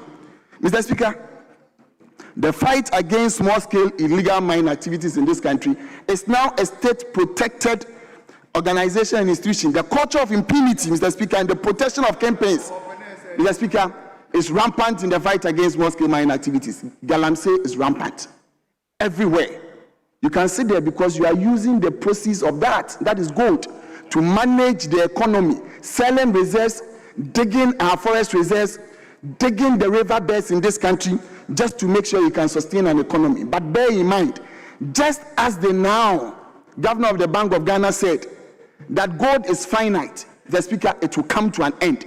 And you now would have to run the economy in this country on your own steam and brains, Mr. Speaker. Let me tell you, Mr. Speaker, you cannot be declaring a war in Accra while small-scale mining activities happen in the forest. Mr. Speaker, the protection of these individuals is so glaring. Go to the Ashanti region. The NDC first vice chairman called Captain Jabali retired. He's now the national security coordinator in the region. Last 2 weeks, Mr. Speaker, on radio, he openly, Mr. Speaker, openly accused the NDC chairman Fatuma Kwangoma that he is using the national security report that he has employed. Mr. Speaker, that he has employed. The same way, Mr. Speaker, Samuel Inson, the deputy liaison officer of the national security, accused the same person. That Mr. Speaker, he only came to arrest them because they raided, Mr. Speaker, his Galamsey site. Mr. Speaker, leadership is not about press conferences, Mr. Speaker. Leadership is not about renaming, Mr. Speaker. Leadership is about visible enforcement. Mr. Speaker, if you think I am lying, Mr. Speaker, if you think I am lying, it has found reflection, Mr. Speaker. It has found reflection in the Fraser Institute for Survey of Mining, where Ghana has dropped 7 points down, where even the number of assessing countries has reduced from 86 to 56. It shows how bad we have performed under the last 1 year. Mr. Speaker, let me go ahead. When you talk about youth employment or youth unemployment and the expectation of the youth, all that you would hear, Mr. Speaker, is that we are bringing you 133. Mr. Speaker, no problem. If you are using 133, that is the 24-hour economy, to find jobs for people, septuagenarians, Mr. Speaker, it is not a problem. But I would want to say this. Maybe it is said in our Kan adage that a baby behu and eso. To it, maybe in the dying embers, Mr. Speaker, prosperity can shine on you. But let me tell the Ghanaian youth that went out there singing praises for the NDC to come to power. And a baby behu and eso, you must find and request for your pound of flesh today from them, Mr. Speaker, because otherwise they'll be using you as bikers, shouting on top, let us go, Mr. Speaker, and 5K men. At the end of the day, they'll be using it to find jobs for people who are not. Mr. Speaker, graduates are still waiting to find employment, Mr. Speaker. The youth are still wandering between ambition and abandonment. Mr. Speaker, the youth cannot wait anymore. They cannot wait anymore, Mr. Speaker. We must find a way, Mr. Speaker, to make sure that whatever we promise, Mr. Speaker, these people get it. Mr. Speaker, let's go. They talk about the figures are coming down, Mr. Speaker. It's indeed true. The dollar is down. The city has appreciated. Mr. Speaker, it's true. Inflation is down, Mr. Speaker. Yes, it's true. But, Mr. Speaker, what is heir to a dead man? Mr. Speaker, what is heir to a dead man? I'm not surprised, Mr. Speaker. The dead ghost syndrome is still back. Mr. Speaker, our mothers at KJTia, at Moro Market, Mr. Speaker, our mothers at Abinchi Market, Mr. Speaker, our mothers at race course, they don't read macroeconomics, they count their coins. Mr. Speaker, that is what they do. So if you tell them the exchange rate is down, Mr. Speaker, fuel prices are down, Mr. Speaker, inflation is down, Mr. Speaker, they go home and count their coins and as to how the real purchasing power of those coins can buy. Mr. Speaker, cost of living is still high. Cost of utilities are high, Mr. Speaker. People are suffocating under the cost of living in this country. Go onto the social media where you want power from and go and listen to the Ghanaian youth complaining about the high tariffs that they are paying. Mr. Speaker, I stand here. I used to pay 310 Ghana cedis a month. Mr. Speaker, now I pay 740 Ghana cedis. And you are telling me cost of living on what? Mr. Speaker, utilities, light bill alone. Mr. Speaker, if you go to Adubinso in the Ashanti region, the chiefs had cause to complain about prolonged power outages in their communities. And you are here telling me you have good utilities and you have power ongoing. Mr. Speaker, let us be careful when we are entrusted with political power. The rhetorics would one day catch up with us. Mr. Speaker, economic recovery must be felt by the people, but not in the books of the managers of the economy. And that we must bear in mind as leaders of this country. Otherwise, Mr. Speaker, we would have no chance of going back to them. But, Mr. Speaker, I may want to end. And I may want to end on this. Mr. Speaker, history will be very unforgiving to leaders who campaign on absolute promises but only govern in excuses. That is what we found on this podium last Friday.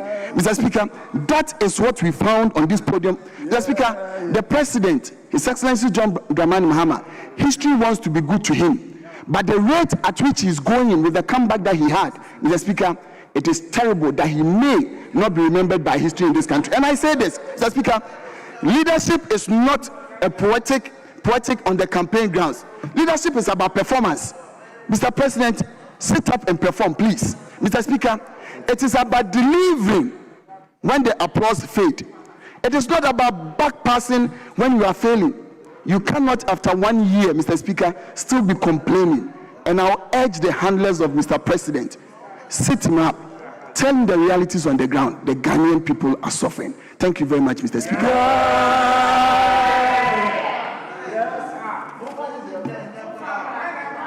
Let me turn to Honorable Dixon Chiredua.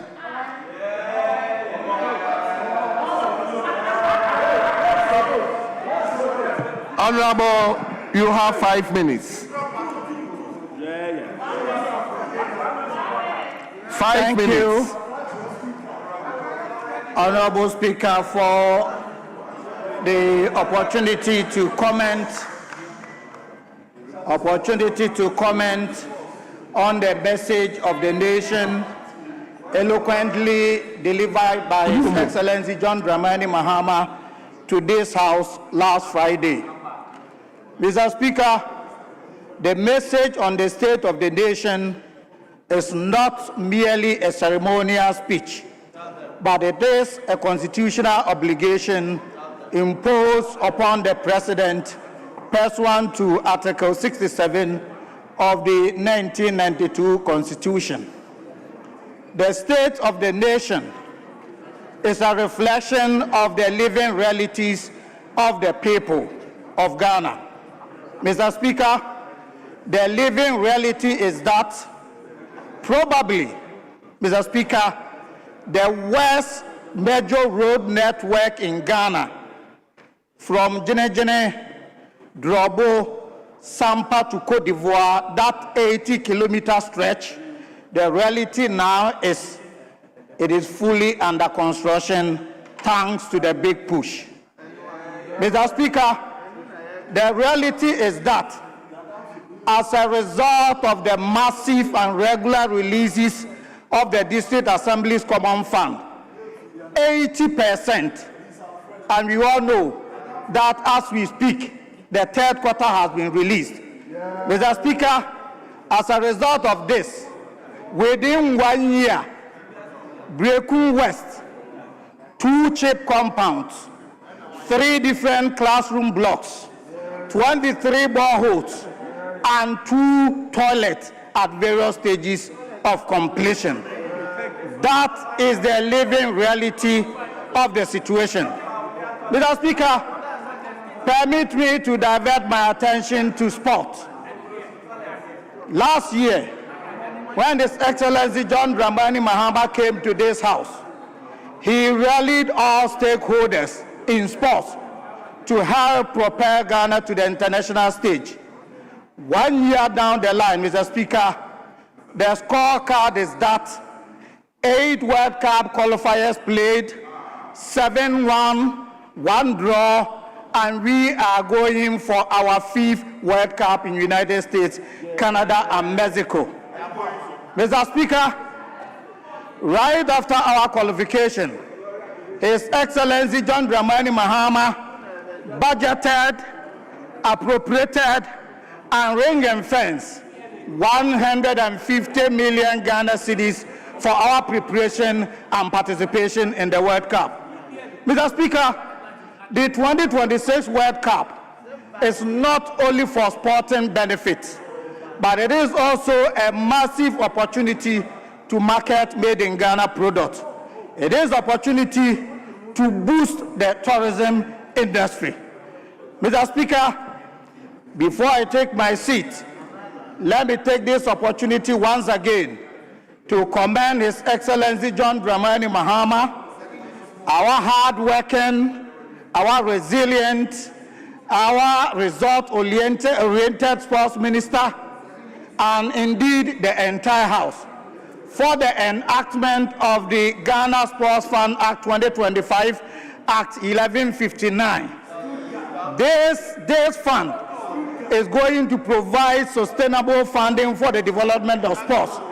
Mr. Speaker, by this action, it is a clear testament of President Mahama's commitment to the development of sports in Ghana.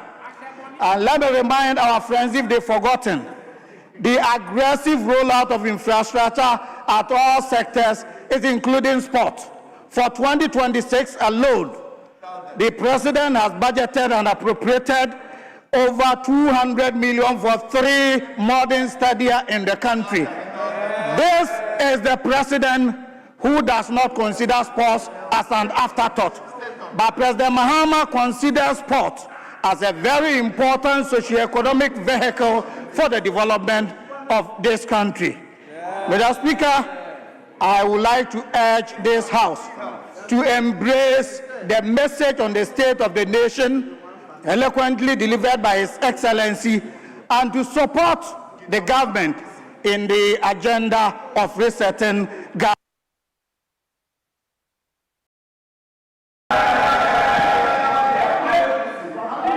Honorable members, let's listen to Honorable Sami Ewuku, 5 minutes.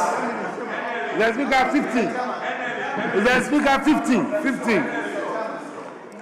Mr. Speaker, I rise to contribute to the ongoing debate concerning Mr. President's State of the Nation's address. And Mr. Speaker, permit me to also hold a mirror to the record of this government. Mr. Speaker, also permits me to do a minor surgery on the President's State of the Nation's address. Minor. Mr. Speaker, the President's address was delivered with all the confidence, but confidence is not evidence when it comes to measuring with the realities on the ground. I would like to focus mainly on the issue of unemployment. Mr. Speaker, I also speak about the issue of the high utility tariffs. And then lastly, also convey the greetings of our cocoa farmers in the cocoa growing communities to you and the August House. Mr. Speaker, I took my time to track 112 commitments, pronouncements, promises, and bold vision as the President espoused together with his government in 2025 and that of the State of the Nation's address that he delivered. Mr. Speaker, out of the 112 commitments made by the President and his government in 2025, 38% were delivered, and a whooping 62%, they will tell you, still in the pipeline.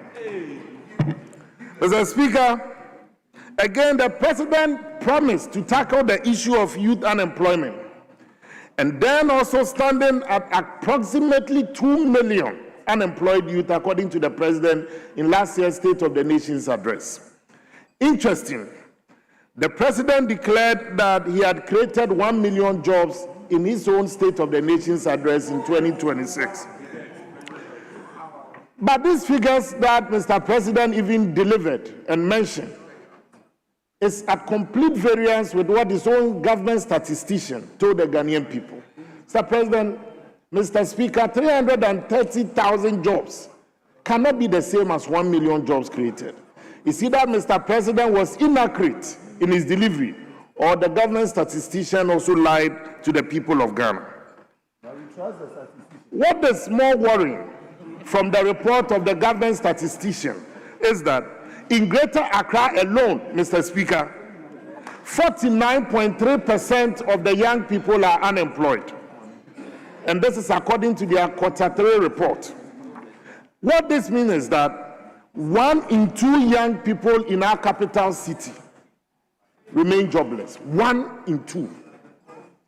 Again, nearly 1 in 5 young Ghanaians aged between 15 to 35 years That's approximately 1.95 million people also remain outside the employment bracket. This should tell us something, that we need to move beyond the slogans of Nkoko Nkete and then the Instagram kind of governance that we are running, which is made to believe. Mr. Speaker, we need to move beyond the separate slogans and music to tackle the issues that we are currently also facing. Today, I'm happy that my colleagues on the majority side can find comfort and solace in micro and macroeconomic indicators. Mr. Speaker, I don't know what the Formina people are telling you, but in the Krapim North, at the Mandela market and Adoso market, I cannot go tell them about micro and macroeconomic indicators when they are not feeling it in their pocket. Maybe my colleagues can direct these market women and my own constituents to be shopping at Adam Agbane's place and other places that I believe that the market and the figures being churned out reflect what is happening. Again, Mr. Speaker, just as you also know, I am confident that the 24-hour economy, the authority, in fact, the interesting aspect is that it was the signature campaign message of President Mahama. So as we speak today, the only understatement in the president's sona is that they aim to deliver this 24-hour economy. It cannot be just aiming. The cocoa farmers we visited yesterday, I was shocked to the bone when a mother could tell us that they've been feeding on gari soakings, gari sakura, whereas our colleagues are jumping to Ethiopia. I believe that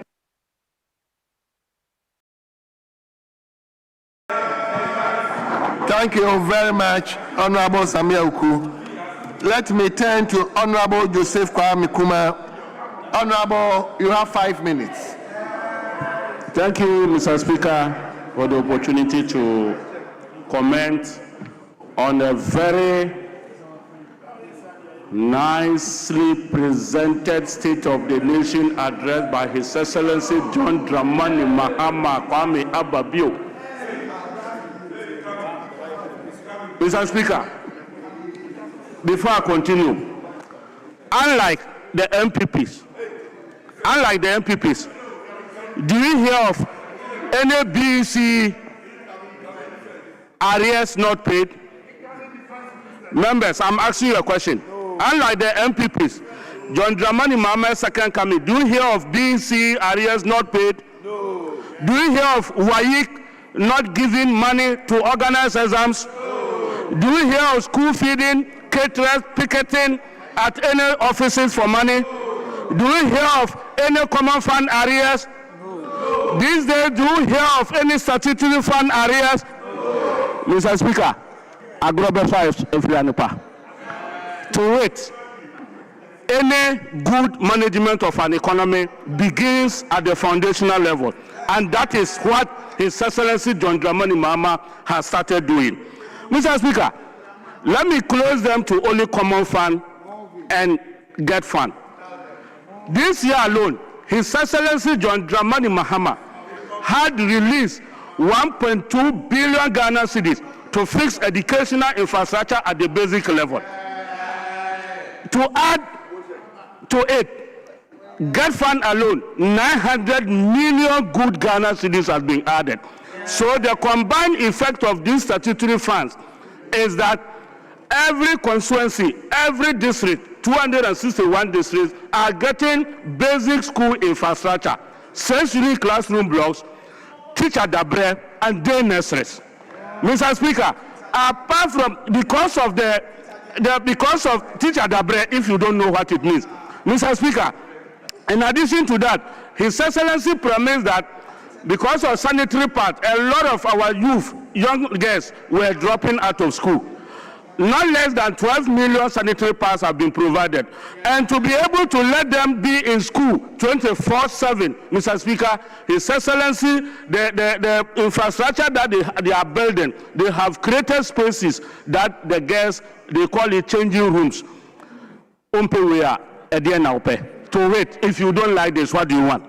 Mr. Speaker, unlike them, we are not pretending. His Excellency John Dramani Mahama doesn't pretend. He has come back to reset everything in this nation. Mr. Speaker, moving forward, let's look at the issue of the education sector specifically. Mr. Speaker, a total of 152,698 students in the tertiary school have already been taken care of. Earlier on, in the budget, we said 150,000 was taken care of. Now, 2,000 and over people have been added. Continuity. Mr. Speaker, the challenge in society, His Excellency promised, coming back, he would try to satisfy them not to pay fees. Mr. Speaker, apart from the no fee stress for the well-structured bills, those who are challenged, we are fully funding them throughout their university education. Mr. Speaker, so all these good things, these other side people, they are pretending not to see in the State of the Nation address. Is that what they are telling us?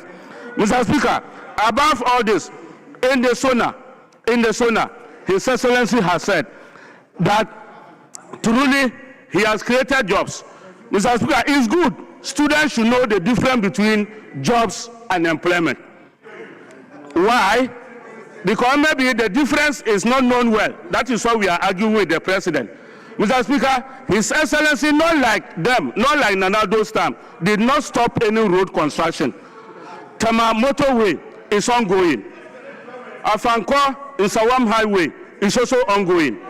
The workers there, just these two examples, there are thousands of workers. We have those who are steel benders.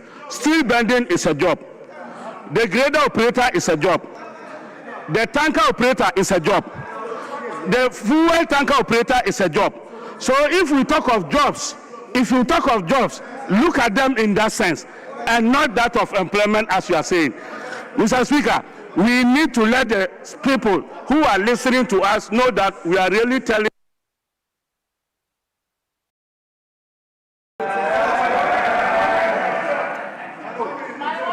Thank you very much, Honorable Joseph Kwame Kuma. Let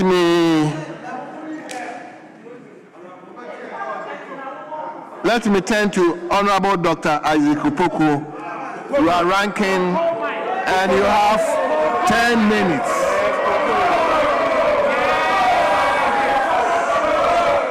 Thank you very much, Dr. Opoku, Mr. Speaker. you are ranking, you have 10 minutes. 10 minutes. Mr. Speaker, I have 10 minutes. Thank you very much, Mr. Speaker. Mr. Speaker, let me also thank His Excellency for fulfilling his constitutional obligation.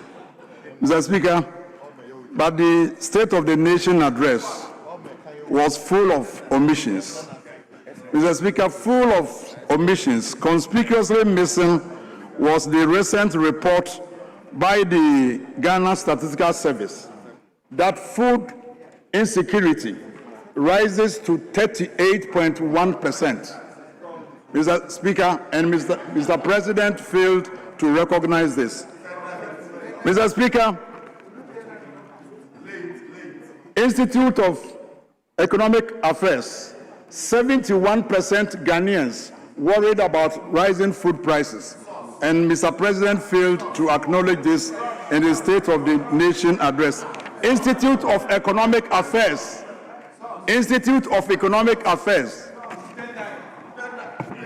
Source, myjoyonline.com. Myjoyonline.com. Mr. Speaker, but are you surprised? Mr. Speaker, there is very little happening at the Ministry of Agriculture. Mr. Speaker, let me refer you to their own report, Medium-Term Expenditure Framework for 2026 to 2029. Mr. Speaker, summary of key achievements, their own report. Mr. Speaker, they said they targeted to procure 5,000 metric tons of maize seed. Speaker, they ended up procuring just 2,000, 40%. Mr. Speaker, for rice seed, they targeted to procure 10,000 metric tons. They ended up procuring 1,000 metric tons, 10%. Mr. Speaker, fertilizer, their own report, page 12. Mr. Speaker, fertilizer, they targeted to procure 395,786. They ended up procuring 50,000 metric tons, 12.6%. Mr. Speaker, for control of fall armyworm, they targeted to procure 45,000 liters. They procured 0. Mr. Speaker, for biorational insecticide, they targeted to procure 30,000 kilograms. They ended up procuring 0. Mr. Speaker, their own report. Mr. Speaker, this is because no funds are being released to the Ministry of Agric. Their own report. Mr. Speaker, in 2025, at the end of the third quarter, only 16.9% of the 29 billion allocated to the ministry had been released. 16.9%. Mr. Speaker, today, every farmer is suffering. The food glut we are experiencing is because of excessive importation. Speaker, in 2025, the food import bill alone was in excess of $3 billion. $3 billion. Speaker, every farmer today is suffering. The cashew farmer is also suffering. Now the price of cashew has been slashed by 20. The price of cashew today has been slashed by 26%. So what are you holding? Cashew, Mr. Speaker, cashew. This is cashew. Cashew. Okay, let's move on. Mr. Speaker, now let me turn my attention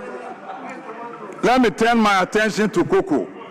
Mr. Speaker, what is the state of the cocoa farmer today? The state of the cocoa farmer today is one of misery, it's one of depression, it's one of sadness. Mr. Speaker, this is the first time that a Ghanaian cocoa farmer did not celebrate Christmas. The first time. Mr. Speaker, Mr. Speaker, Mr. Speaker, Mr. Speaker, Mr. Speaker, the NDC manifesto, their own manifesto, I have a copy here. Mr. Speaker, come with me to paragraph 3121. The NDC manifesto. The next NDC government will ensure timely release of funds for the purchase of cocoa beans. The next NDC government will ensure timely release of funds for the purchase of cocoa beans. Speaker, what are we seeing today? From October till today, cocoa farmers have not been paid. From October till today, cocoa farmers have not been paid. Mr. Speaker, they promised to pay 6,000 cedis per bag. And their excuse is that at the time of the promise, the international price was $10,000 per ton. Mr. Speaker, farmers are asking them, when the price rose to $11,000 per ton, how much did they offer the cocoa farmer? When the price rose to $12,000 per ton, how much did they offer the cocoa farmer? Speaker, the international price went to as far as $13,000 per ton. How much did you offer the cocoa farmer? Mr. Speaker, I hear my friends on the other side that even today, Côte d'Ivoire has reduced their producer price. Mr. Speaker, let me educate them. The pricing system in Côte d'Ivoire, Mr. Speaker, is completely different from the pricing system in Ghana. Mr. Speaker, Côte d'Ivoire, they practice what is called differentiated price policy. In Ghana, what we practice is weighted average. Mr. Speaker, for their information, if you split the cocoa pods we have 7 categories of beans. 7 categories. We have the main bean, we have the super light, we have the light, we have small beans, we have type 4, we have remnants and above remnants. 7 categories. Mr. Speaker, what we use for the international contract is only the main bean. For the rest of the categories, Mr. Speaker, we sell to the local processors at a discount between 20 and 30%. And Mr. Speaker, we put the two together, the main crop and the light crop, and we find the weighted average, and that is what we give to the cocoa farmer. So, Mr. Speaker, in Ghana, whether it is light crop or main crop, the same price is offered to the cocoa farmer. Côte d'Ivoire, the situation is different. They announce the main crop for the main season, and when it gets to the light crop, they announce a different crop. That is the system they practice every year. So that is for your information. That is why Côte d'Ivoire has announced a different producer price. Mr. Speaker, they are finding all manner of reasons why they cannot pay the cocoa farmer. They promised 6,000 Ghana cedis. It turned out to be 419. They increased the price from 31,000 to 36,000. They didn't pay. Now they have slashed it to 2,587. And Mr. Speaker, even the 2,587, Mr. Speaker, they are not paying. Mr. Speaker, Cocoa Board owns the license buying companies in excess of 11 billion Ghana cedis. In excess of 11 billion Ghana cedis. This is what the Chief Executive of Ghana Cocoa Board told your committee, the Food, Agric and Cocoa Affairs, the Chief Executive of Ghana Cocoa Board himself. I asked him that question, and he said they are owing cocoa farmers in excess of 11 billion. So, Mr. Speaker, if you are paying 1 million every month, it's going to take over 1 year for all the farmers to be paid. Mr. Speaker, is this fair? Mr. Speaker, one of the excuses they are giving is that the international price has fallen. Mr. Speaker, is it the first time that international price has fallen? Is it the first time? Mr. Speaker, when Nana Addo Dankwa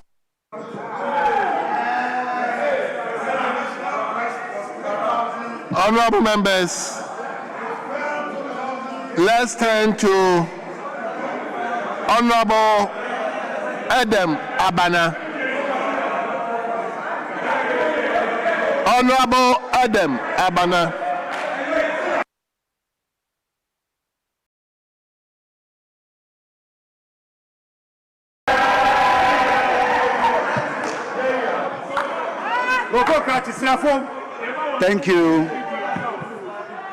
Thank you, Mr. Speaker. Adam, please, you have 5 minutes.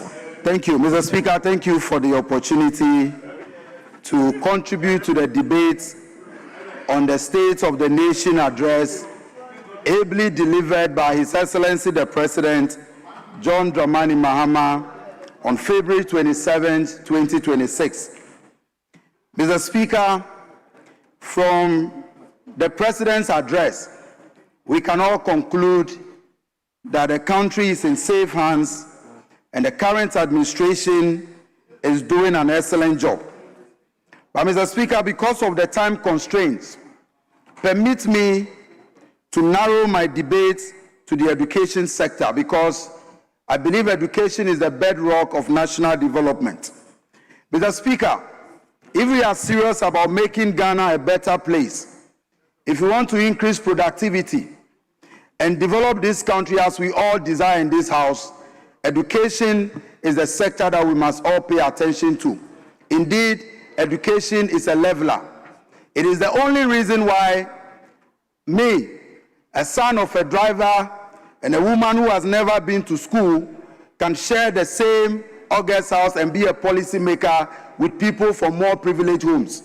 That is why I am passionate about education. And Mr. Speaker, education does not know political colors.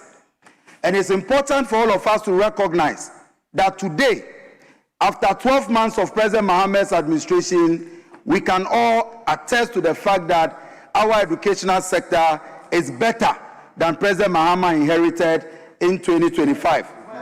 I will give you the statistics. Mr. Speaker, at the basic level, capitation grant arrears have been paid or have been cleared. At the time capitation was in arrears, the previous government found it more necessary, more important to put $58 million in constructing a big hole that has become useless. The priority of a government is seen is where their expenditure goes. Because President Mahama and this government care so much about education, we can see how the government is clearing all arrears owed at the education sector. Apart from capitation grant, as we speak, all outstanding debts owed in arrears with regards to BEC registration subsidies have all been paid. Mr. Speaker, prior to the 2024 elections, the NPP told us that a vote for President Mahama was a vote for the collapse of free SHS. At the time they were making that noise, Mr. Speaker, they did not even have a dedicated source of funding for the free SHS. Let's assume without admitting that indeed, Mr. Speaker, they gave birth to the free SHS policy. Let's assume without admitting. Even that, we can all agree that even if they gave birth to the free SHS policy, they malnourished that child, they starved the child, and at the time they were leaving office, common food, Mr. Speaker, common food.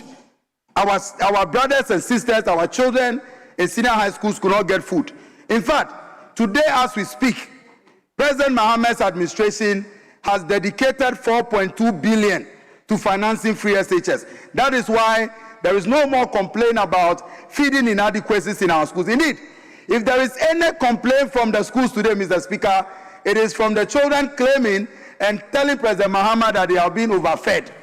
And that is why there are reports of even some matrons even taking food away from the students. Mr. Speaker, moving on, we are building 200 kg blocks because when you talk about education, Mr. Speaker, there are three core things that we have to pay attention to.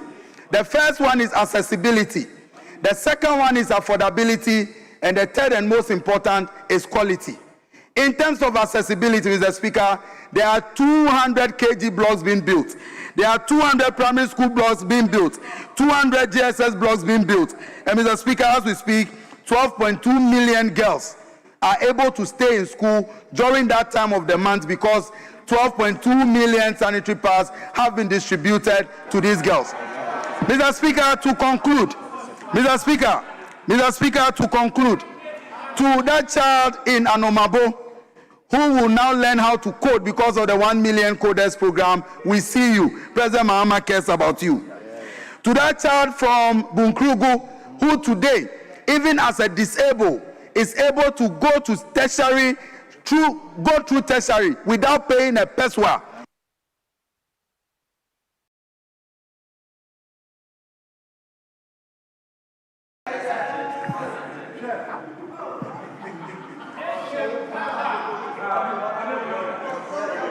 Yes. Honorable Nana Bafwaria. Honorable Nana Bafwaria. Honorable, you have 5 minutes. Thank you, Mr. Speaker. Mr. Speaker, I rise to comment on the State of the Nation's address by the President. Mr. Speaker, I commend the President for compliance with the provision of the Constitution.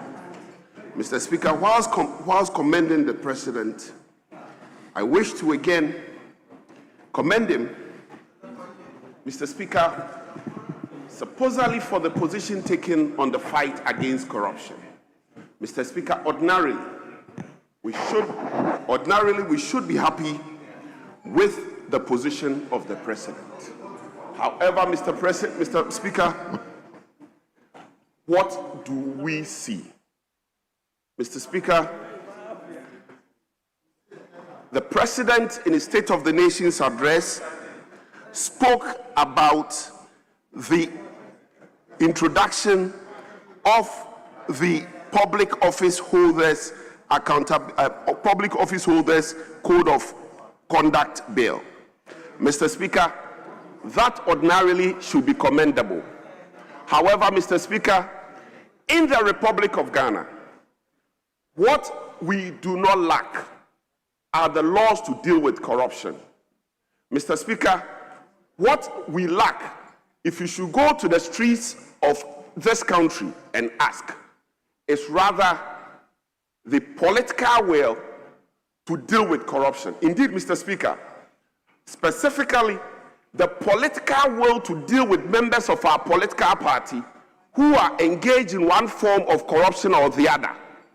And therefore, Mr. Speaker, when at the promise of reset, when the president was given a resounding victory by the people of this country, the expectation by the Ghanaian people was reset, Mr. Speaker, in that regard.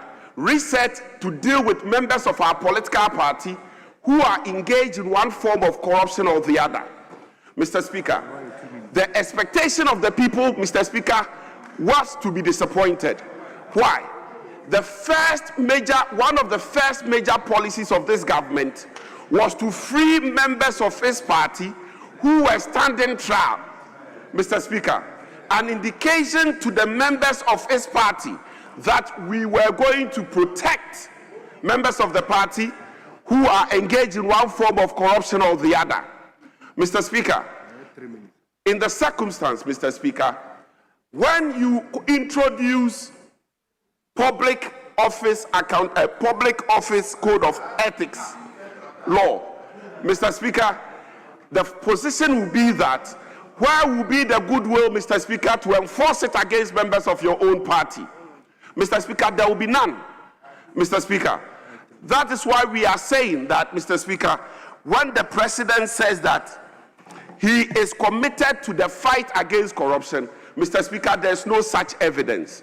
The evidence rather shows the president shielding members of his party who are involved in wrongdoing or one wrongdoing or the other. That is the evidence. Mr. Speaker, where is the update, Mr. Speaker, on Joseph Yamin? Mr. Speaker, the evidence rather shows that the president is using political office, Mr. Speaker, to persecute members of the opposition. Mr. Speaker, the president does not hate corruption. The president rather hates, Mr. Speaker, the opposition standing up to it. That is why anytime an issue comes up, the president thinks that the way to pursue it is to persecute the opposition in the name of the fight against corruption. Mr. Speaker, that is why when the cocoa matter came up, they were quick to say that they are going to investigate, they are going to do a forensic audit. Mr. Speaker, it's not because they are interested in the fight against corruption. It is because the president thinks that when you mention the fight against corruption, Mr. Speaker, the opposition, very respectfully, Mr. Speaker, will become quiet. So it is a means by which, Mr. Speaker, he's trying to silence the opposition. Mr. Speaker, we do submit that it is for no other reason that the president failed to make the disclosure before us in respect of the nollie prosequens that was filed. Because, Mr. Speaker, it is to his ears dry bones to the ears of an old lady. Mr. Speaker, he's uncomfortable with it. He's not proud of it. Mr. Speaker, indeed, the president failed to disclose to us the true state of the nation's address. Because, Mr. Speaker, he failed to account to us the freeing,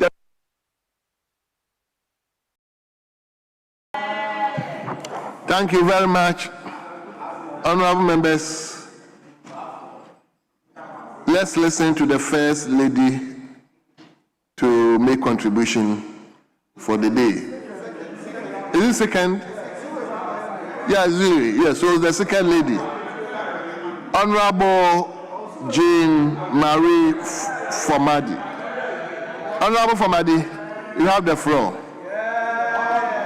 5 minutes. Thank you very much, Mr. Speaker, for the opportunity to contribute to the SONA delivered powerfully by His Excellency John Dramani Mahama in accordance with Article 67 of the 1992 Constitution. Mr. Speaker, the address delivered by the President is an address that states the actual state of Ghana. The question one must ask is whether or not the prices of food in the market are low. And the answer is yes. The question one might ask is whether or not fuel prices have reduced. And the answer is yes. The question one might ask is whether or not the dollar rate is stable. And the answer is yes. Mr. President, Mr. Speaker, the President of Ghana promised us that the District Assembly will receive their monies on time and on schedule. And as we speak, the District Assembly has received their monies and the assemblies are working. My colleagues on the other side will agree with me that Ghana is working again. Ghana is working again. Mr. Speaker, I am so excited this evening because I'm talking on authority to tell you that the roads in our districts are all under construction. Most of the districts in this country, every district that you go, a road or two is under construction.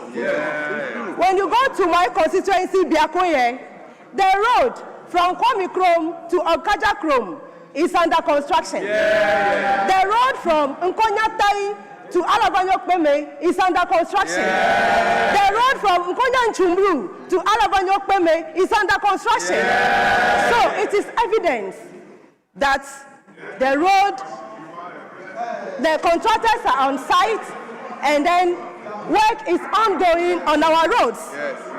Mr. Speaker, it will interest you to know that most contractors were not paid in this country.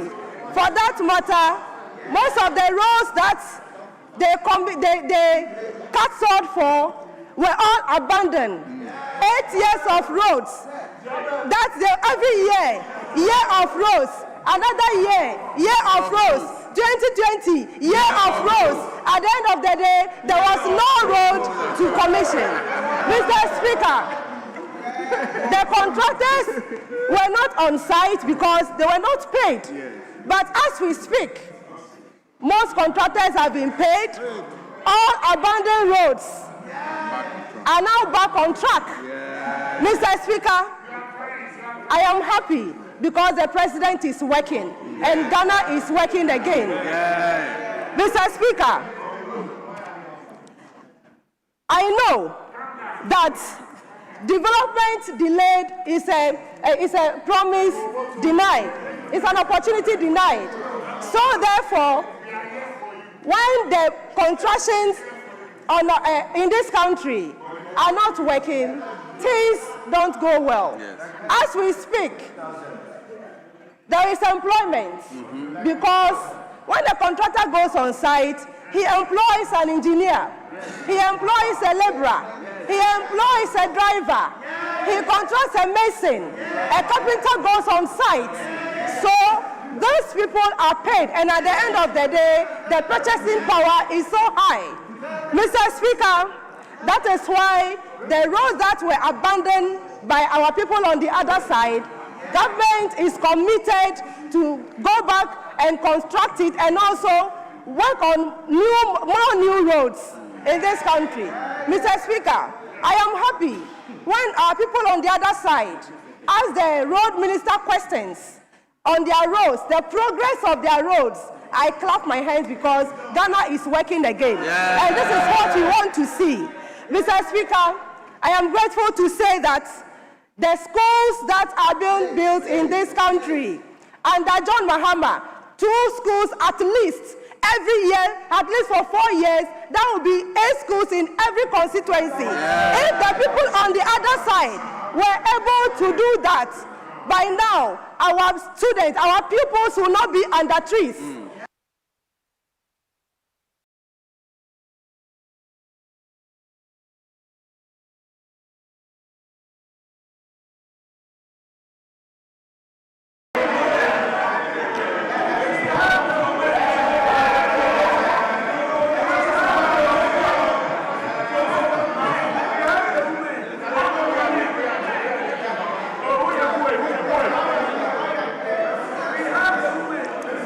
the applause cuts across, eh? Okay. Let's listen to Honorable Isaac Boama. 5 minutes. 5 minutes, yes. Mr. Speaker, thank you very much for the opportunity to comment on the State of the Nation address ably delivered by His Excellency the President of the Republic. Mr. Speaker, let me clear two preliminary issues I've picked on this debate. The first is from my colleague Edem Agbana and then our sister Zuela. Mr. Speaker, they indicated that since they came into power, the school feeding program has gone so well that those days when you hear about children being fed with poor food is a thing of the past. And I wonder whether they stay in this republic or in a different republic. Because as recent as 16 January 2026, not 2025, the search in 2025 is too many. But on the 16th of January 2026, check GBC News.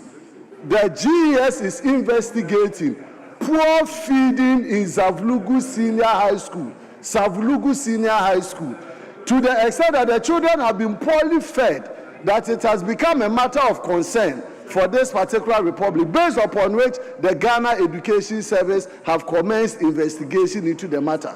So please, you should be very candid in your reportage and in your statement that all doesn't look as rosy as you want us to believe. So that is for you. Now to my sister Fomadi, you did well.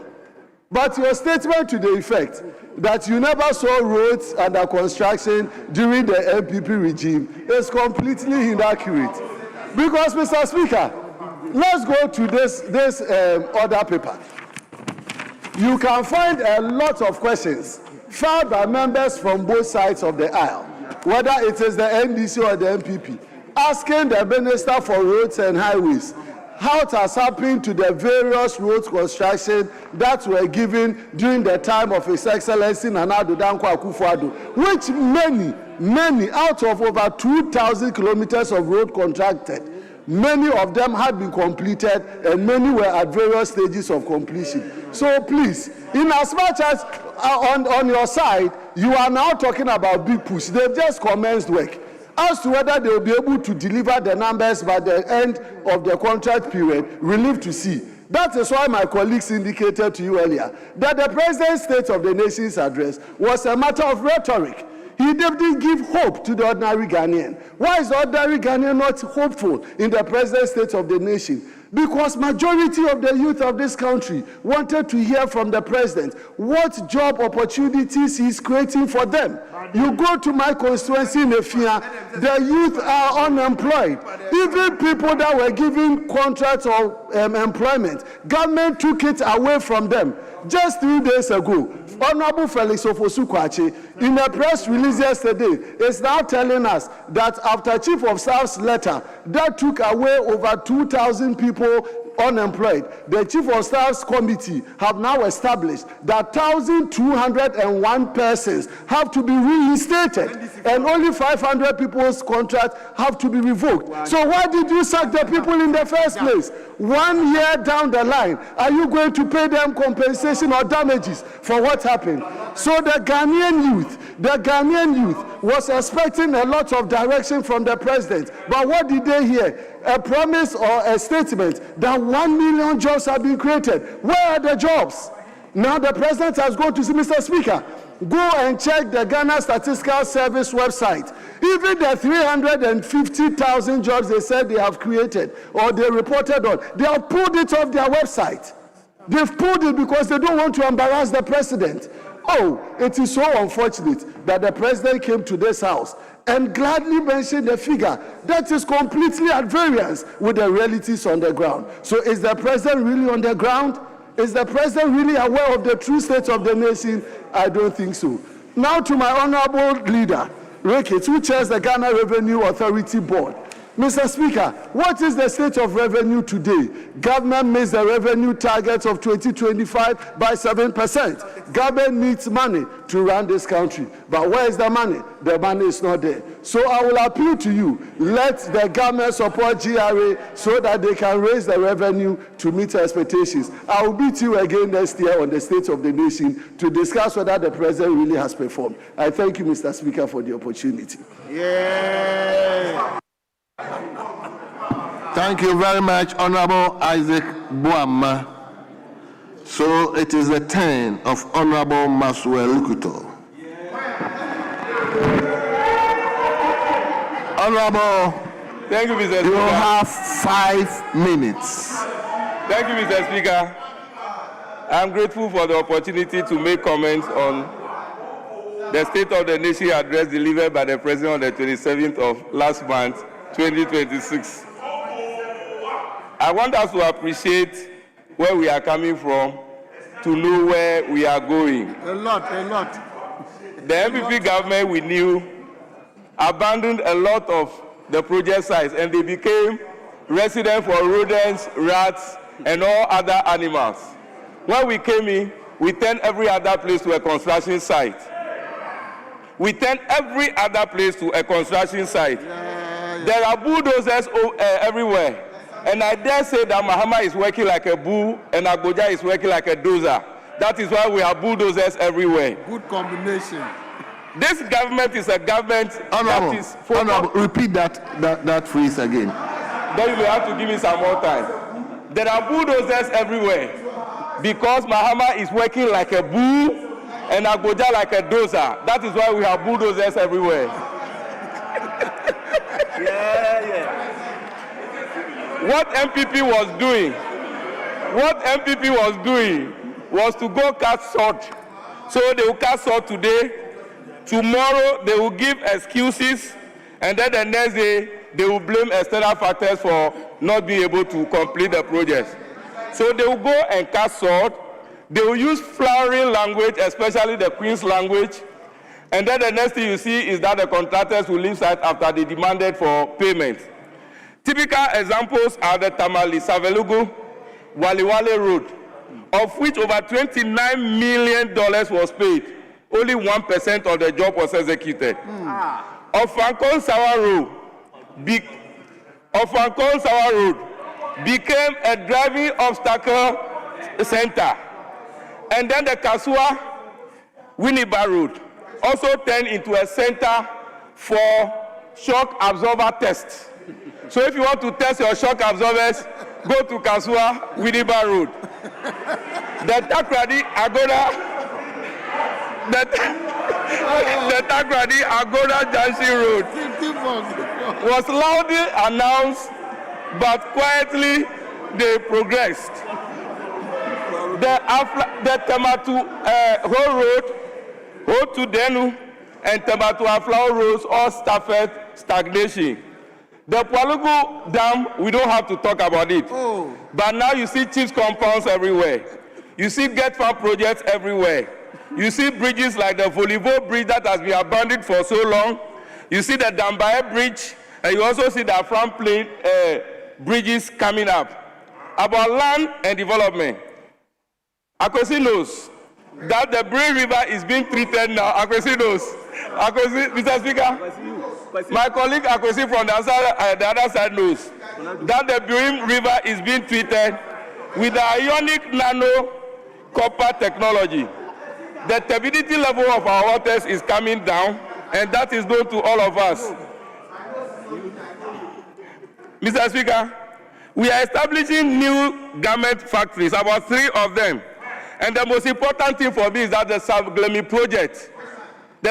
project, we have renegotiated, and that project is coming on stream. Mr. Speaker, the Oxygen City is another one that TDC is taking up. And that will be providing about 1.860 acres of land in Ho. And those are the projects coming up. We have new reforms in our land tenure system. We'll be modernizing land title registration. There will be expansion of financing. There will be rent-to-own policy. And then there will be mixed income developments. We are targeting to register our land through the land title registration system in 30 days. And when it is going to be a mortgage, it's going to take just 20 days.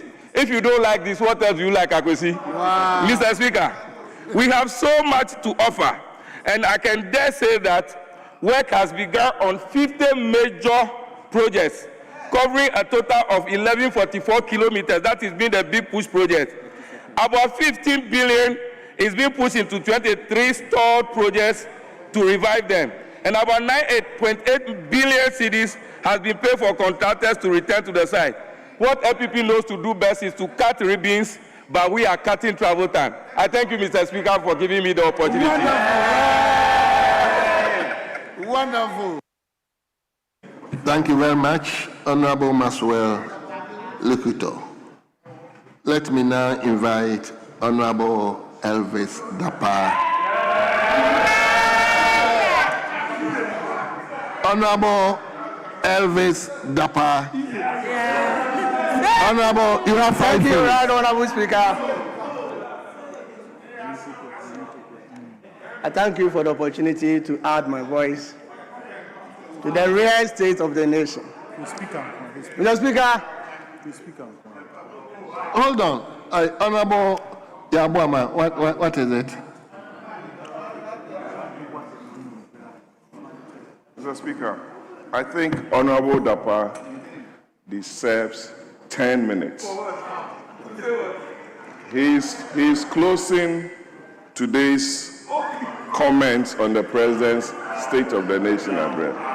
And Dapa has a lot to say on this address. So I beg of you to give him, I'm making an application for extension of time, to give him 10 minutes to speak to this very important address. I thank you, Mr. Speaker. Honorable members, for a very good reason, I give Dapa 7 minutes.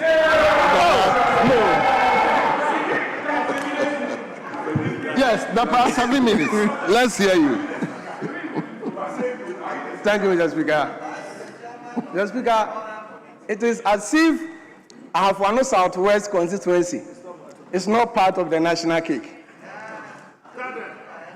Mr. Speaker, during the SONA, the President did not talk about the road network in Ahafo Southwest constituency. Mr. Speaker, the road network from Mankransu to Tepa, the road network from Yoso to Asuoko, the inner roads of the almighty Domiabra, a special community in the Ahafo Southwest, was not addressed. Mr. Speaker, to be sincere, Ahafo Southwest, we've been neglected. Yes. Mr. Speaker, we were here when the President made a statement. He commented that in next 2 years, gold price will be increased. Mr. Speaker, to be sincere, the price exists already. Yes. Gold price does exist in our country. Yes. Mr. Speaker, I have done the research. Yes. The global market, the world market price for the ordinary small-scale miner is now 13,855 Ghana cedis. Yes. Now what is happening in our country? Gold Board is now buying gold at 13,288 Ghana cedis. Yes. Let's do simple calculation and see what is happening. After this simple calculation or mathematics, there is a difference of 617 Ghana cedis. Mr. Speaker, Mr. Speaker, after 393 profit per 1 kilo. Now, let's move it down. Mr. Speaker, let's say Gold Board buys 1 ton. 1 ton is 1,000 grams times 1 kilo. That profit alone will also give you 79,593,000 Ghana cedis. And by what we have heard, that in 1 week, every 1 week, give you 238,779,000 Ghana cedis. Only for 1 week, Mr. Speaker. Yeah, thank you. Mr. Speaker, They are taking their money. my people our colleagues from the other side, are they aware of this huge profit, Mr. Speaker? No. This huge profit alone can solve a problem for our. Let's consider the process involved before a small-scale miner can extract gold. One, the acquisition of concession alone, the to and from motion alone. Assuming you are from Kunsu or Mankaso, the to and from motion from Kunsu to Accra, day in and day out, the risk involved, the huge amount involved. Mr. Speaker, at this juncture, one concession having acquired, Mr. Speaker, buying land, the rent of excavator remains the same. It has even been increased. Mr. Speaker, 6 days rent of excavator cost the small-scale miner 75,000 Ghana cedis. Mr. Speaker, it is never easy for the ordinary small-scale miner. Mr. Speaker, the government of today, Ghanaian small-scale miners are crying. They are crying, Mr. Speaker, just like the cocoa farmers.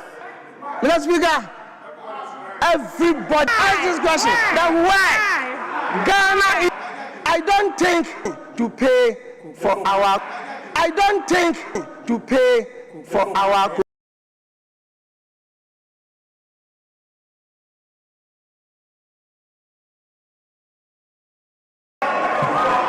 them. Honorable, have you seen your friend? He's being cheered up, eh? Okay. Let's now turn to Honorable Ebenezer Kwaku Addo. Honorable, 5 minutes. Oh, 10 minutes. 10 minutes. If anybody makes an application for additional time, I'll consider. But for now, 5 minutes. Thank you, Mr. Speaker. Before I proceed to comment on the state of the nation, I think the calculation made by my friend Dapa makes me presume that